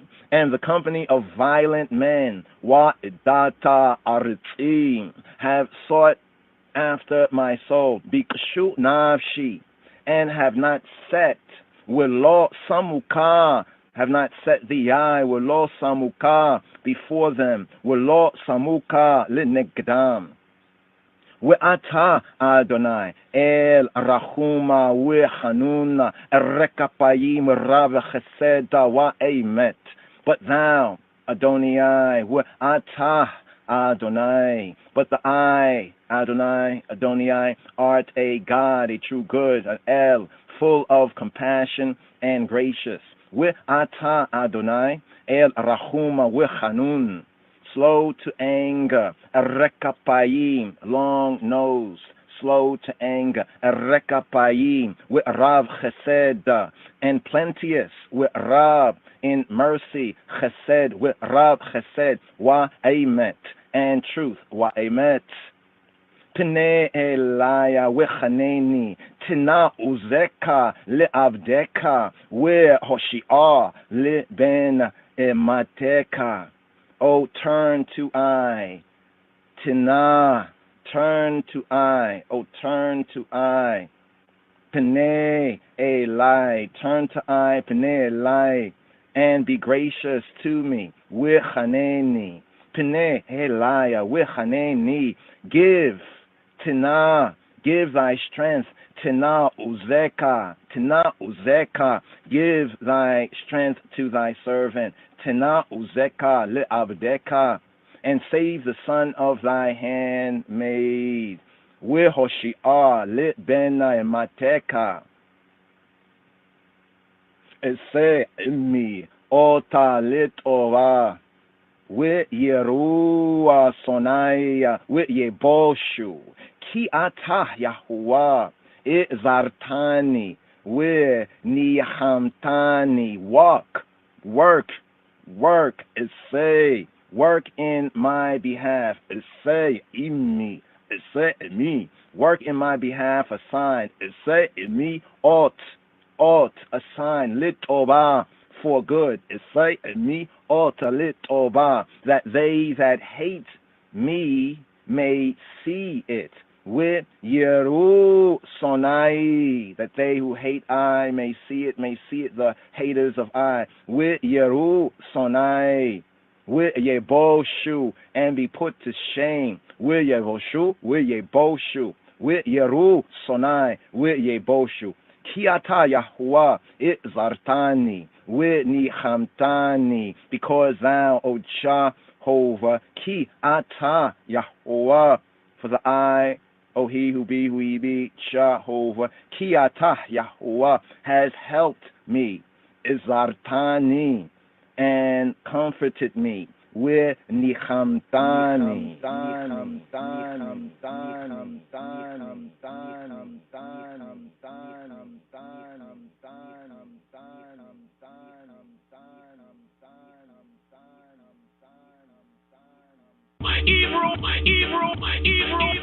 Evil rude boy, everything takes time. Evil boy, everything takes time. מזמור פ"ו תפילה לדוד. הטה אדוני אוזנך ענני, כי עני ואביון אני. שמרה נפשי כי חסיד אני, הושע עבדך אתה אלוהי הבוטח אליך. חונני אדוני, כי אליך אקרא כל היום, שמח נפש עבדך, כי אליך אדוני נפשי אשא. כי אתה אדוני טוב וסלח, ורב חסד לכל קוראיך. האזינה אדוני תפילתי, והקשיבה בכל תחנונותי. ביום צרתי אקראך, כי תענני. אין כמוך ואלוהים אדוני, ואין כמעשיך. כל גויים אשר עשית יבואו וישתחוו לפניך אדוני, ויכבדו לשמך. כי גדול אתה ועושה נפלאות, אתה אלוהים לבדך.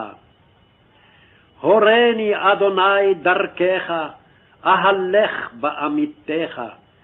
יחד לבבי ליראה שמך.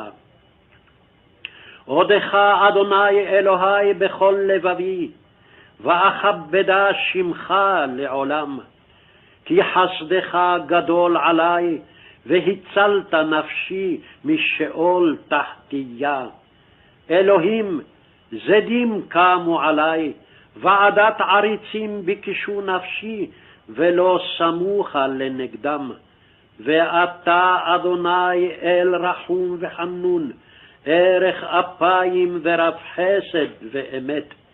פנה אלי וחונני, תנה עוזך לעבדך, והושיע לבן אמתך.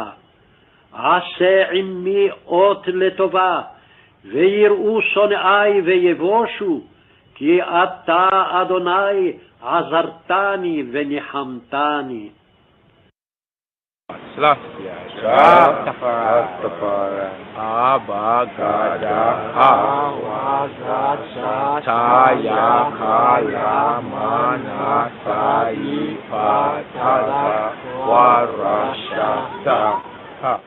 And here a midrash, a study on today's psalm, according to the royal order, after the order of the Ethiopian Hebrews. Here today's psalm, Mizmor Fei Wawe. Fei Wow Mizmor Pei Vav. Psalm 86. Here. Mizmor Fei Wow. And here a midrash, a study on today's psalm, according to the royal order, after the order of the Ethiopian Hebrews. Here today's psalm, Mizmor Fei Wow. Fei Wow Mizmor Pei Vav. Psalm 86. Here. Mizmor Fei Wow. Tefillah LeDavid. Hatei Yahweh Aznecha Eneni. A prayer of David, a prayer of David, a prayer of David. bow down thine ear. O Lord, hear me. Hear, opening verse. The Aleph, the first verse. Mizmor Fei Wow. Tefillah lit Dawid. A prayer. Tefillah lit Dawid of David. Hatei Yahweh Azneka Eneni. Bow down thine ear. Hatei Yahweh. Bow down thine ear, O he who be, who he be. Hatei Yahweh Azneka. Incline. Hatei Yahweh, O he who be, O Jehovah. Azneka. Aznecha. Azneka. Thy ear. Hatei Yahweh Azneka. Eneni. And answer I, Eneni, and hear I. Tefillah leDavid, Hatei Yahweh Azneka Eneni. Rav Levi said, at the time, the hour, he had to leave the earth, the farewell braka, the farewell blessing that Moshe gave to Yehuda was, as Scripture says, according to Devarim, Deuteronomy chapter 33, verse 7. And this is the blessing of Judah. Hear, Lord, the voice of Judah. And this is the blessing of Judah. Hear, Lord, the voice of Judah. Wizot li Yehuda, Wayomar Shema'ah Yahweh, all Yehuda. And this, Wizot, and this li Yehuda, of for Yehuda, for Judah. Wizot li Yehuda, Wayomar, and he said, Wayomar Shema'ah Yahweh. Hear, O he who be, who ye be. Shema Yahweh. Hear, O Jehovah, call the voice, call Yehuda, the voice of Yehuda, the voice of Judah. Wizot li Yehuda, Wayomar Shema'ah Yahweh, call Yehuda.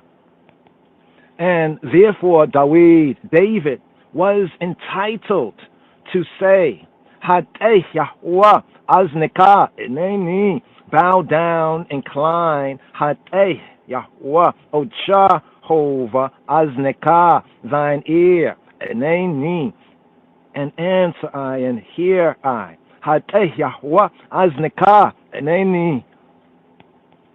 And here, Midrash note, where it reads, and therefore David, and therefore David, the Midrash note on Mizmor Fei Wow, Psalm 86, therefore David, he was of the tribe of Yehuda, he was of the tribe of Judah. Connection here with Devarim, Deuteronomy chapter 33, verse 7, that reads, Wizot li Yehuda, Wayomar Shema'ah Yahweh, all Yehuda.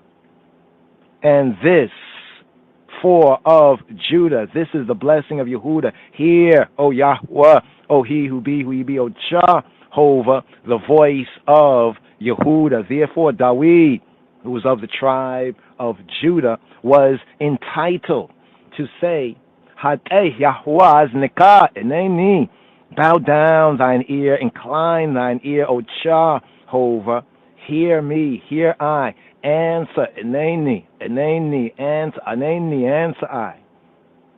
Keep my soul, for I am holy. Here today's psalm, Mizmor Fei Wow, Mizmor Pei Vav, Psalm 86, the Beit verse, the first part of the second verse, where it reads, keep my soul, for I am holy.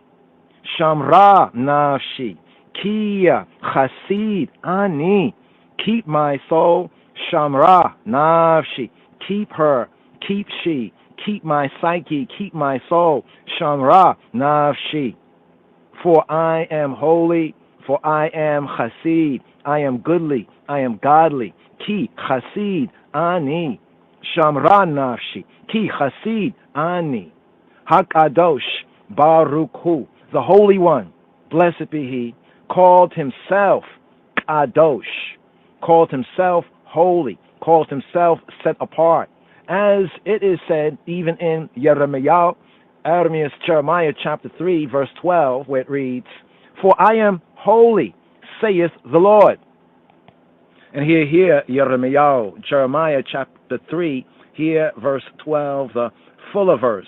Haloka we karata eta hadbarim haele Afona, we Amarta, Shuva, Shuva, Mishuva, Shuva, Mishuva, Yisrael, Num, Yahuwah, Lo Apila, Panaya Bachem, Kia Hasida Nia, Num, Yahuwah, Lo. Et or le olam. Here the full verse. Go and proclaim these words towards the north. Halok, go. We karata, and proclaim and recite eta hadebarim, the words ha'ele, eta hadebarim ha'ele, these words, debarim ha'ele, hadebarim ha'ele, these words, tzafona, towards the tzafon, the north. Tzafona in the direction of the north, we amarta, and say, we amarta, shuba, mishuba, return, mishuba, Yisrael, return, shuba, mishuba, thou backsliding, Yisrael, thou backsliding, Israel, Num, Yahuwah, saith the oracle, Num, of Yahweh, of Jehovah, of he who be, lo apil, Panaya Bakem, I will not frown upon you. I will not frown my face, to say my face. Now here in the KJV, it reads like this.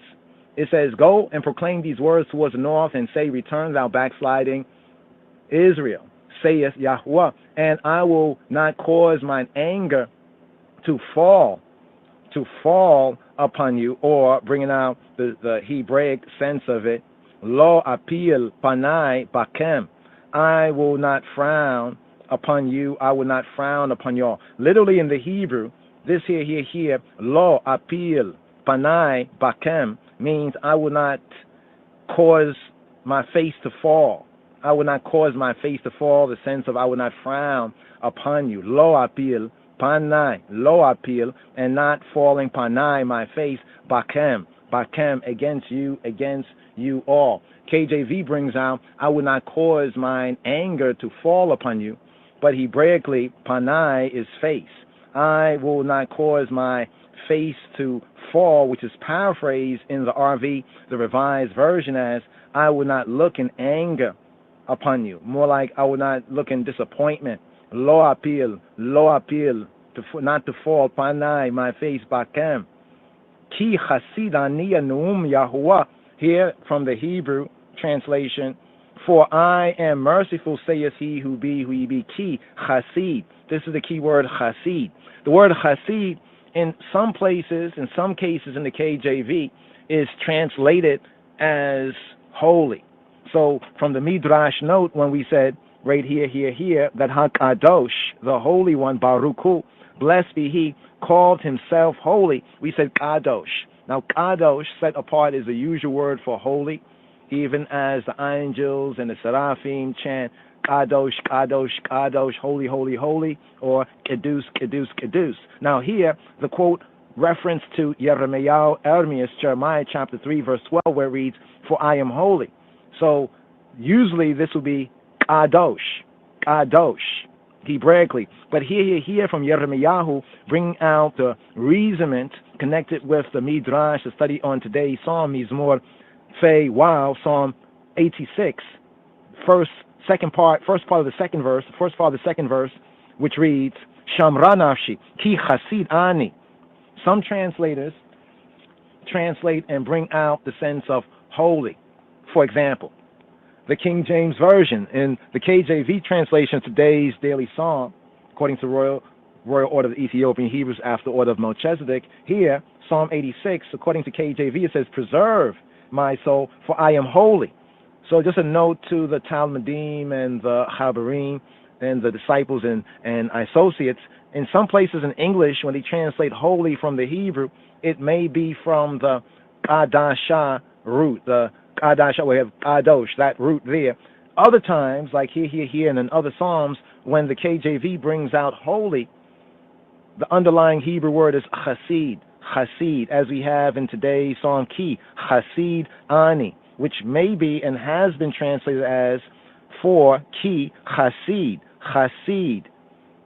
holy in some translation, chasid ani, I, Ki chasid ani. The Hebrew chasid is one, brings up the sense of one who loves Elohim and is therefore deserving of his love.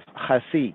Chassid is a very, very interesting Hebraic word. It's related to holy, those who have received of his grace and his mercy, the Chassid, the Chassidi. Here, Dawid says, Shamra nafshi, save her, save my soul. Shamra, guard, hedge about, nafshi, my soul. Ki, because Chassid, ani, for I am Chassid. As we have in Hebrew, chesed. Chesed sometimes being brought out in the translation as mercy. Elsewhere in the translation to English being brought out as loving kindness. So chesed, his loving kindness, chasido, his loving kindness, mercy, the sense of grace Hebraically. For I am one who has received and seek to live my life in liberty as worthy of thy grace. In some areas, this word chassid, referring to the person, individual, the chassidim, the ones and ones who are chassid, refers to those who have received of his mercy, who have received of his loving kindness, who have received of his grace. In a Hebraic sense, the saints. Chassid is a saint. Thus, here in the Sefer Tehillim, in the Psalter, Hebraically brought out as, for I am godly. Brings out the sense for I am, the translator, for I am godly. So here, building on this point, just clarifying two particular words, kadosh, holy, and chassid. Sometimes translator will translate one for the other or the other for one, and not always consistently. But here, in this Midrash note here, on today's Psalm 86, at the Beit, the second verse, the first part of the verse, Shamra nafshi, ki chassid ani, keep my soul, guard about my soul, for I am chassid, HaKadosh Baruch Hu called himself chassid, as is said, for I am chassid, saith Yahuwah, saith Jehovah, even here in Yirmiyahu, in Jeremiah chapter 3, verse 12. Halok wa karata eta hadebarim haele tzafona ve'amarta shuba mishuba Yisrael num Yahuwah lo apila panaya bakem ki chassid ani num Yahuwah lo etor le'olam. Here, translator brings out, for I am merciful, saith he who be, who he be, Num, Yahuwah, the oracle, the Num, the oracle of he who be, who he be, Ki, Chassid, Ani, for he who be, who he be, says, for I am Chassid, Ki, Chassid, Ani. And here, in today's Psalm 86, verse 2, Shamra nafshi, Ki, Chassid, Ani. But for David, for David, to call himself chassid, holy, or more correctly, saintly, a saint, a set apart one, to receive he who be, who he be's mercy, grace, loving kindness. Rav Abba explained in the name of Rav Iskindri Alexandri, any man who remains silent when he hears himself reviled, even though he has at hand the means to strike back, becomes a partner of HaKadosh Baruch Hu, of the Holy One, blessed be He, who likewise remains silent as he hears the nations of the earth, the Goyei Haaretz, the nationalities, the Gentiles, the international community of the earthly plane, revile him to his face. So, when David heard himself revile, but remained silent, he could say, keep my soul, for I am chassid, shamra nafshi, ki chassid ani. Be merciful to me, to I, O Lord, for to thee, to the I, do I cry out all the day. Here, today's Psalm 86, the Gamel, the third, the Gimel verse. Chaneni Adonai, ki aleka ekra kol hayom. Be gracious to me, to I. Chaneni,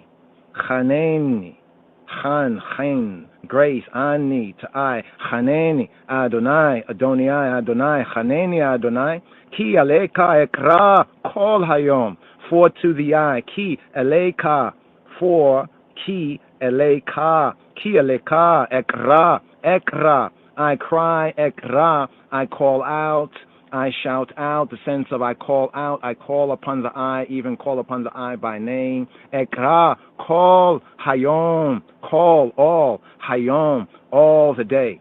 Chaneni Adonai, ki aleka, Ekra, call Hayom. Chaneni, be gracious. Chaneni, be merciful to me, to I, Adonai. But is it likely that a man would be praying, call Hayom, call all Hayom the day, call Hayom all the day? Yes, can, for in the verse, the day, Hayom, stands for this world. For in this verse, Hayom, the day, the Yom, the day, Hayom, stands for this world.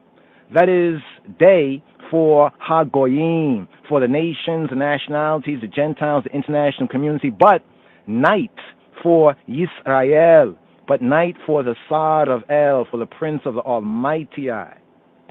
And here, Midrash note, referring this section right here to the Midrash on Psalm 25, the 7th section, 25.7. Hence, here, I cry out all the day. Ekra, call Hayom. Ekra, I call out. Ekra, call Hayom, all the day. Be gracious to me, to I, Adonai. Rejoice the soul of thy servant. For to thee I, O Lord, do I lift up my soul. Here. Today's psalm, the Gimel, the Gamel, the third, and the Dalet, and the fourth verses right here. Chaneni Adonai, ki aleka ekra kol hayom. Sameach nefesh abdeka, ki aleka Adonai, nafshi esa. Rejoice the soul, Sameach nefesh abdeka, of thy servant.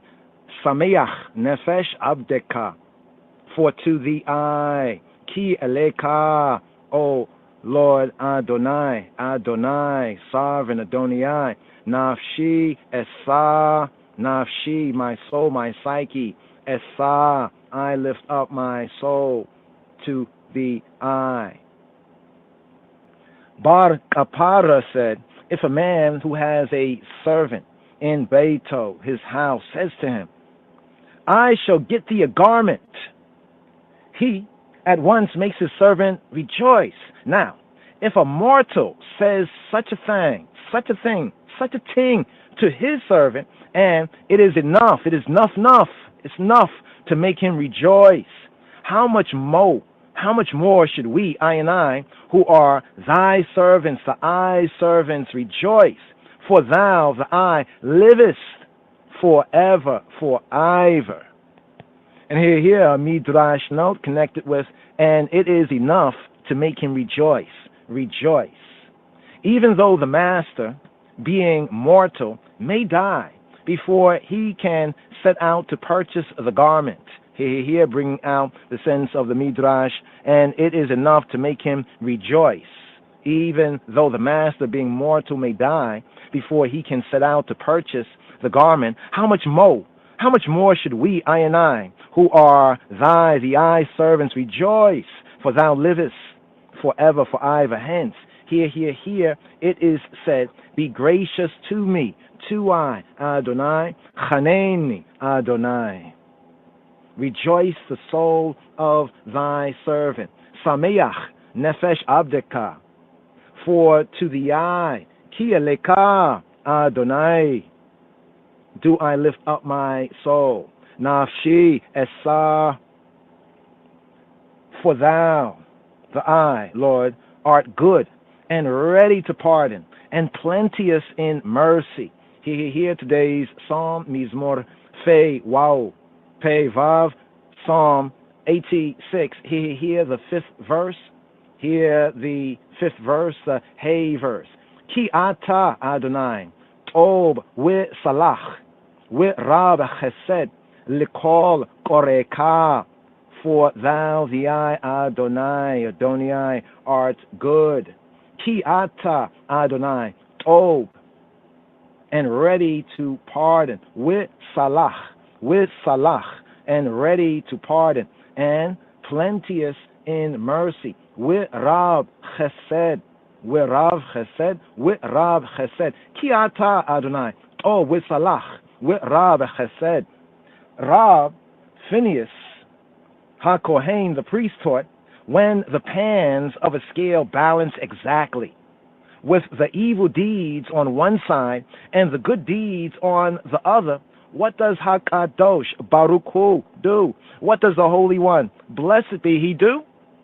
He snatches a writ of debt out of the evil deeds and tips the balance toward the pan of good deeds, as is said even in Micah chapter 7, verse 18. Who is a God like to thee, the I, that carries away the iniquity? Who is a God like to thee, that carries away the iniquity? And here, Micah chapter 7, verse 18.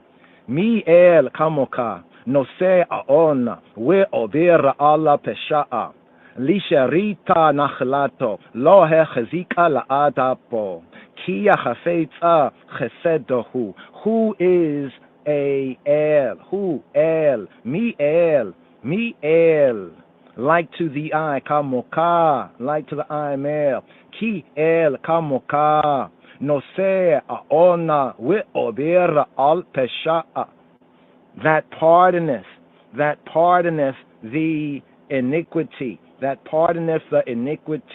No se aona we ober al pesha, lisharita nachlato, and passeth by the transgression of the remnant of his heritage. Lisharit, of the remnant, nachlato, his heritage. Lo hechazika le'ada apo, he retaineth not his anger forever. Lo hechazika la'ada apo, not being strong or holding strongly. Lo hechazik la'ad, going on his anger. He retaineth not his anger forever. Ki chafetz chesed, who? Because he delighteth. Ki, for chafetz, ki chafetz, for delighting chafetz, chesed, in mercy, in chesed, and loving kindness. Ki chafetz chesed, who? Here, a midrash note right here. The midrash note here connects this with the previous midrash to Psalm 30.4. And here. You have to bring out the sense here, the translation here. Who is a El like to the I? An almighty El like to the I that carries away the iniquity. Mi El kamoka, no se aon, no se, the lifter, no se, to lift, from nasa, to lift, no se, the lifter, aon, or avon, no se, modern Hebrew, avon, no se avon, ki el kamocha, no se avon. So here, who is like to the I that pardoneth, translator, that pardoneth, but in the Hebraic sense, that pardoneth is also the no se, is the lifter of avon, of moral perversity, aon, of iniquity, the lifter. So the sense of the one who pardons is the one who lifts the heavy burden of iniquity, antiquity. This and the other phrases here in Micah are reminiscent of the 13 divine attributes of he who be, who he be. The 13 attributes bring out who he be, the 13 divine attributes found in Shemot, in Exodus chapter 34, verse 6.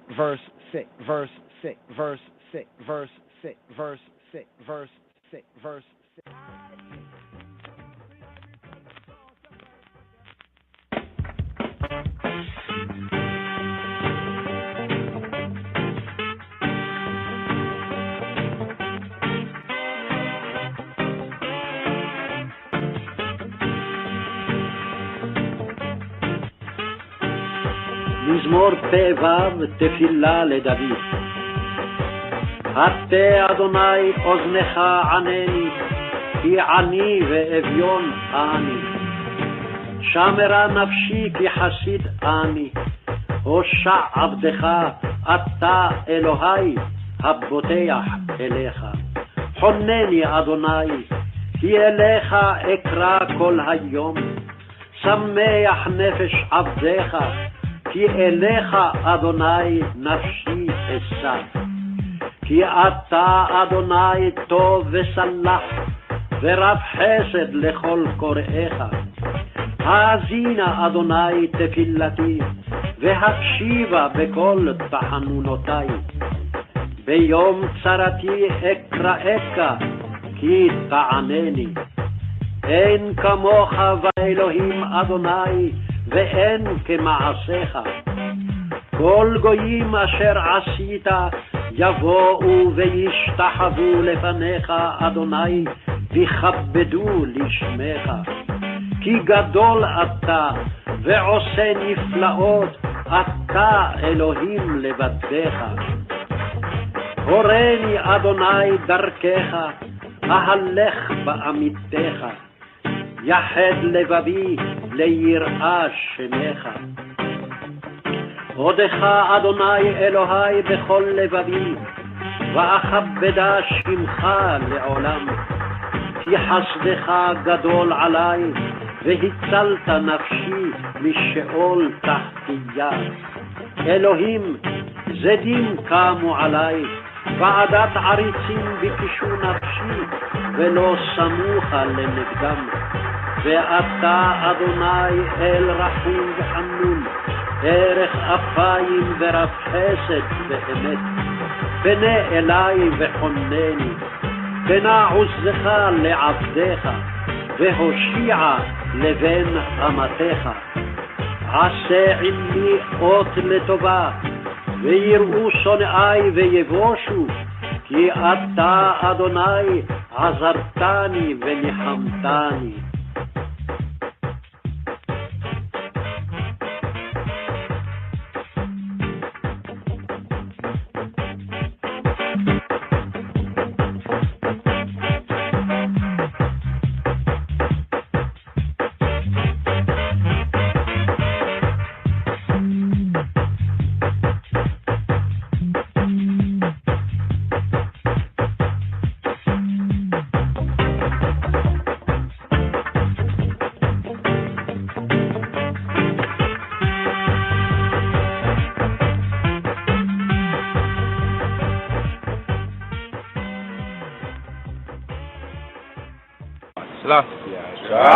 Rastafari, Abba Gada, Taya Kaya Mana Sai Patata Warashata. Whom shall he teach knowledge? And whom shall he make to understand doctrine? Them that are weaned from the milk and drawn from the breasts. For precept must be upon precept, precept upon precept, line upon line, line upon line, here a little and there a little. Evil boy, everything takes time. Among the gods, the Elohim, there is none, no one like to the eye, O Lord. Neither are there any works like to thy works. Here. Today's psalm, Mizmor Fei Wow, Mizmor Pei Vav, Mizmor Fei Wow, Psalm 86, here, the 8th verse. Among the gods there is none like to thee, O Lord, neither are there any works like to thy works. Ein kamoka ba Elohim Adonai, with ein kut ma'aseka, there is none, no one like to thee, to the eye. Ein kamoka, ein not being kamoka, like to the eye male. Ein kamoka, among the gods, the Elohim, va Elohim Adonai, O Adonai, Adonai, Ein kamoka, ba Elohim Adonai, and there are no works like thine, and there are no works with Ein and not with Ein, kut ma'aseka, works like thy works, and there's none like thy works with Ein kut ma'aseka. Ein kamoka ba Elohim Adonai, We'ein kama eseka. A mortal king builds the foundations of a structure to begin with, and then its upper portion. But it is not so with Hakadosh Baruch Hu. It's not so with the Holy One, the Sanctified One, the Set Apart One. Blessed be He, Baruch Hu. With Him, the upper portion of the structure in the beginning, and then the foundations. As it is said even in Bereshith, in Genesis chapter 1, verse 1. In the beginning, God created the heaven and then the earth. In the beginning, Elohim created the heavens, Hashemayim, and then the earth. Bereshith bara Elohim eta Hashemayim ve et haaretz. In the beginning, Bereshith. In the beginning, Elohim created. Bereshith bara Elohim, the heavens, et Hashemayim, and then the earth, with et haaretz. A mortal, a form that he shapes cannot bring forth another form. A mortal, a form that he shapes cannot bring forth another form. But a form that Hakadosh Baruch Hu, the Holy One, blessed be He, shapes can bring forth another form, as is said even in Bereshith, in Genesis chapter 1, verse 20, that reads, "Let the waters swarm with swarms of living creatures. Let the waters swarm with swarms of living creatures." Vayomer Elohim yisharitzu hamayim sharetza nefesha chaya. And Elohim said, Vayomer Elohim, let the waters swarm with swarms of living creatures. Yisharitzu hamayim sharetza nefesha chaya. And man, who is a form shaped by Hakadosh Baruch Hu, by the Holy One, the Sanctified One, the Set Apart One, the Ayla One, blessed be He, can bring forth another and other form. So also heaven and earth, likewise forms shaped by Hakadosh Baruch Hu, the Holy One, blessed be He, generate other forms. For Scripture says, even in Bereshith, in Genesis chapter 2, verse 4, these are the generations of the heavens and of the earth when they were created. These are the generations of the heavens and of the earth, the earthly plane, when they were created. Eile toldot hashamayim v'haaretz b'hibartam. These, eile, the generations, toldot, of the heavens, hashamayim, and of the earth, v'haaretz, when they were created, b'hibartam. Eile toldota hashamayim v'haaretz b'hibartam. Hence, here, it is said, among the Elohim, the gods, there is none, no one, like to thee, the I, Adonai, neither are there any works like to thy works. Ein kamoka ba Elohim Adonai, with ein kama iseka. There is none like to thee among the Elohim Adonai, or Adonai, and there are no works like thine. Ein kamoka ba Elohim Adonai, with ein kama iseka. All nations whom thou, the eye, hast made, shall come and prostrate themselves before thee, before the eye. O Adonai, Kol goyim, asher asita, yabo ve'yishtachu lefaneka, Adonai. All nations, Gentiles, call goyim, call all goyim, all nations, call goyim, whom thou hast made, asher asita, asher, that which asita, that which thou hast made. Kol goyim asher asita. Yabo, they shall come. Yabo, yishtachu, and prostrate and worship. Yishtachu, litfaneka, for thy face, in front of thy face, before the eye, Adonai. Kol goyim asher asita. Yabo, yishtachu, litfaneka, Adonai. Whether they want to or do not want to, because their proud necks will have been bent low.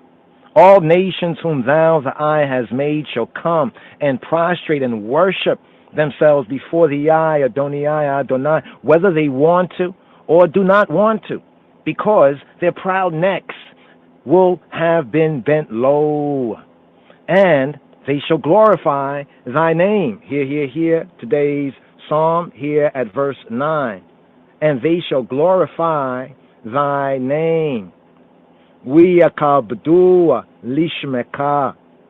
We kabdu lishmeka. And they shall glorify.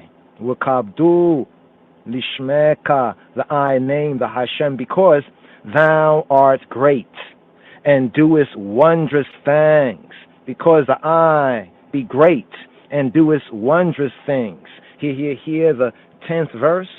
Here, the 10th verse. Ki gadol ata we osea niflaot, for thou, the eye, male, be great. Ki gadol ata, and doest wondrous things.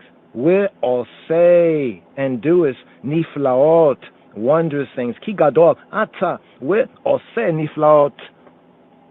Rav Tanchum said, a mortal king, when he is praised to his face, the implication is that the governors of his provinces are praised with him. Lamaze. Why? Because they help him carry his burden, and so share with him the praise he receives. But it is not so with Hakadosh Baruch Hu. It is not so with the Holy One, the Sanctified One, the Set Apart One, the Isla One, Baruch Hu. Blessed be He, for no one helps him carry his burden.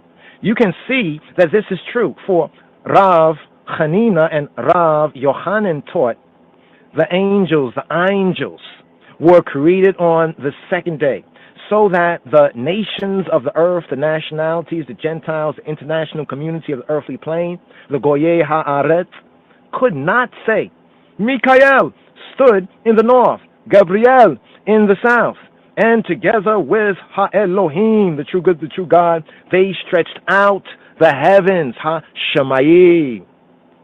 And here, Midrash note, pointing to the previous Midrash on the 24th Psalm, on Psalm 24, the 4th Perek, the 4th section, 24.4. And a particular interest in certain of the season according to the royal order, Psalm 24, because the Midrash note, just to elaborate on the Midrash note right here concerning, lest one should say that Michael stood in the north and Gabriel in the south, and together with Ha-Elohim they stretched out the heavens. So pointing us to the Midrash on Psalm 24, here we find Rav Loyani, Julianus, Rav Loyani said, all agree that the host of heaven was not created on the first day. All agree that the host of Hashemayim, of the heavens, was not created on the first day, lest heretics might say, quote, while Mikael was stretching out Hashemayim, the heavens in the east, Gabriel was stretching out the heavens in the west. Hakadosh Baruch Hu, the Holy One, blessed be He, was stretching the middle portion, end quote. The fact is that Hakadosh Lavado Baruch Hu, the Holy One alone, made all things, even as Yeshayahu, Isaiah, chapter 44, verse 24 reads, I am the Lord that maketh all things, that stretcheth the heavens alone, that spread abroad the earth by myself. Meiti, here, Yeshayahu, Isaiah, chapter 44, verse 24. And here, Yeshayahu, Isaiah chapter 44, full of verse 24. Kohamar Yahuwah Goeleka, where Yotzerka miyabaten. Anoki Yahuwah ose kol noteh shamayima levadi. Roka'a haretza meiti. Thus saith Yahuwah Jehovah Kohamar Yahuwah, thy Redeemer, Goeleka. Kohamar Yahuwah Goeleka. And he that formed thee from the womb, where yotzerka mi baten, where yotzerka mi baten, that formed, and he that formed thee, where yotzerka, and he that formed the eye, mi baten, from the womb. Anoki Yehovah, ose kol, I be, he who he be, Anoki Yehovah. Anoki Yehovah ose kol, that maketh ose kol, all things, that maketh all. Noteh shamayim levadi, noteh shamayim levadi, that stretched forth the heavens. Noteh shamayim, noteh, the one who stretches shamayim, the heavens, levadi, libadi, alone. Rokah haaretha meiti, that spread abroad the earth by myself. Rokah haaret meiti, by myself. Meiti, by myself, when read as meiti, who is with me, can be read as a question. Me iti, who is with me? So here in Isaiah chapter 44, verse 24, where it reads, Kohamar Yahuwah Goeleka, where yotzerka mi baten.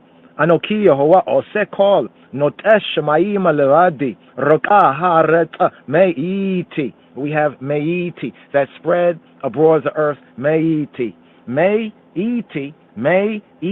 Hebraically, by myself.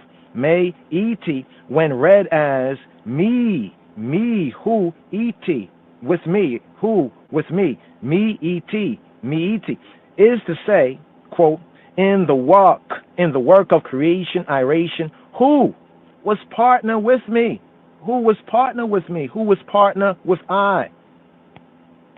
Now the Hebraic sense of meiti, may also the sense of from, iti, from me, from myself, implying by myself. But when expressed as even the question may be expressed as me, who in Hebrew, me iti, who is with me. So here, Midrash note to Psalm 24 here in connection with today's Psalm, Mizmor Fei, wow, Psalm 86. Here we have two Midrash notes, 16 and 17, in connection right here. The commentators' point here is that since the verse has already said that Ha'el, the true good, the true God, Elohim alone, the verse from Yeshayahu, Isaiah, says alone already, where it says, I be he who be, that maketh all things, that maketh all, that stretcheth forth the heavens alone. Anoki Yehovah ose kol, noteh shemayim levadi, levad, by myself or alone. So the commentator's point here is that since the verse has already said that Ha'el, the true good, the true God alone, had stretched the heavens, meiti, by myself, meiti, at the end of the verse might appear redundant, but that the reading me iti, who is with me, me iti, who me iti, with me, makes the sense of the verse more emphatic, and it avoids the seeming redundancy, especially vis-a-vis the translation Hebraically. So this is to say, in the work of iration of creation, who was partner with me? Here, Midrash note 17, there were indeed sectarians who asserted that Ha'el, the true good, the true God, Elohim, created nothing but a single Malak, angel, and that this Malak, angel, did all the rest of the work of creation. The idea of this concept was to ascribe all the anthropomorphic passages, anthropomorphic, anthropos, man, morphic, the man form, he who be, who he be, he hears, he sees, his hand, the anthropomorphic passages in the Bible to this angel, and thus avoid the charge that the Bible, the scriptures, represents Ha'el, Ha'elohim in human form. Therefore, David said to HaKadosh, Baruch Hu, to the Holy One, blessed be He, since thou Levado, alone, didst create the heavens, Hashemayim, and Haaretz, and the earth, the earthly plane, I shall call them after the I name alone. Thus, in Psalm 24, the earth is Jehovah's, and the fullness thereof. The earth is Yahweh, is Jehovah, and all her fullness. La Yahweh Haaretz Ua Meloaha. The earth is Yahweh, is He who be, who He bees.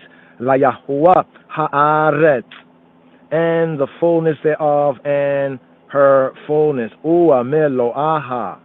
La Yahweh Haaretz Ua Meloaha. Teach me, O Lord, thy way. Here today, Psalm Mizmor Fei. Wow. Mizmor Pevav, Mizmor Fei. Wow. Psalm 86. Here at the 11th verse, where it reads, Horeini Yahweh Darkeka. Teach me, teach I, O Jehovah, Horeini Yahweh Darkeka, thy way. Horeini Yahweh Darkeka. David said to HaKadosh Baruch Hu, Ribon Shel HaOlamim, Master of the universe, universal Master. When thou, the eye, seest me, depart from the way, direct me back to thy, the eye way. Hence, hear even today's psalm. Hence, teach me, O Jehovah, thy way. Horeini Yehovah Darkeka. Rav Yitzhak, Isaac said, some maintain that he said it in the name of Rav Hanina bar Rabahu. If a man has two heifers, one willing to plow and the other unwilling to plow, and he wishes the second one to plow, what does he do? He takes the first one out of the yoke, and thus forces the unwilling one to plow. Here, a Midrash note where it reads, what does he do? He takes the first one out of the yoke. Here, Midrash note, literally, he takes the yoke from the two. He takes the yoke from the two, and thus forces the unwilling one to plow. Likewise, any creature that does not consent to accept the yoke, thou, the eye, dost compel it against its will, and doest direct it whether it is meant to go, where it is meant to go. Only the inclination to evil, the Yetzer Hara, the inclination to hara, to evil, that thou dost not direct. Only the inclination to evil, that thou, the eye, doest not direct. Therefore, teach me, teach I, O Jehovah, thy, the eye way. Horeini Yahuwah Darkeka. I will praise thee, the eye, O Lord my God, with all my heart. Here today's Psalm 86, here at verse 12. I will praise thee, the eye. I will thank thee, praise thee. Odeka Adonai, Elohai, Bekol Levabi. Odeka, I will praise the I. Odeka, I will thank the I. Odeka, Adonai, I will thank the I. Adonai, Elohai, Adonai, Elohai, highly I, my true good, my true God. Odeka, Adonai Elohai, with all my heart.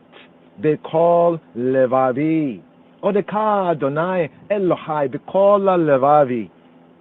That is to say, with its good inclination, Yetzer Hatov, and its evil inclination, Yetzer Hara'a, so that there will be no wavering in me, in I, because of them.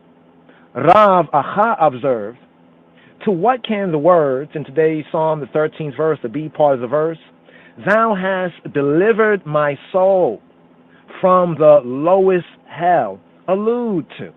Rav Acha observed, to what can the words here in today's Psalm, thou hast delivered my soul from the lowest hell, allude to? Except to the way of adulterers, that, according to Rav Yudan, leads down into the lowest hell.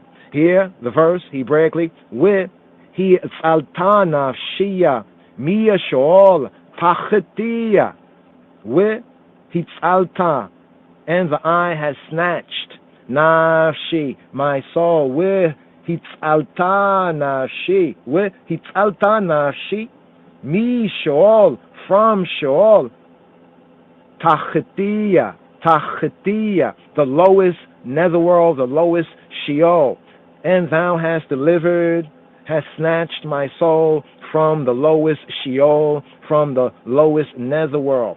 Where hitzalta nafshi, mi Sheol tachetiya. What does this verse mean? Rav Acha asked. He said it alludes, right, to the way of adulterers, that according to Rav Yudan, it leads down into the lowest hell, into the lowest Sheol, into Sheol tachetiya. And here concerning the lowest hell, the lowest Sheol, the lowest netherworld, anti-repatriation state, the depths of Sheol. A similar phrase occurs in Devarim, in Deuteronomy chapter 32 at verse 22. And here Midrash note on lowest hell, on the Sheol tachetiya. The words, quote, in the name of Rav Yitzhak, Rav Barakayu said, these words mean, for great is thy mercy toward me, and thou, the eye, hast delivered my soul from the lowest netherworld, Ki chasideka, ki chasideka, gadol alai, for great is chasideka, thy mercy toward me, toward I, ki chasideka, gadol alai. And thou, the eye, has delivered my soul, where hitzalta nafshi, from the lowest netherworld, mishol tachetiya. These words are here omitted, some say as superfluous, in the Midrash commentary. Now, the Yalkut ad Loka, it reads, quote, in the name of Rav Yitzhak Rav Barakaya said, the words, for great is thy mercy toward me, toward I. Ki chasideka gadol alai, mean that great is thy chesed, chasideka, toward me, toward I, alai, upon I, because thou, the eye, hast delivered, has snatched me, has snatched my soul from the way of adulterers, from the lowest Sheol, where hitzalta nafshi, mi Sheol tachetiya, tachetiya, tachetiya, tachetiya, tachetiya, tachetiya, tachetiya, tachetiya, tachetiya, tachetiya, tachetiya, tachetiya, tachetiya, tachetiya, tachetiya, tachetiya. Thank you for using Blog Talk Radio. Goodbye.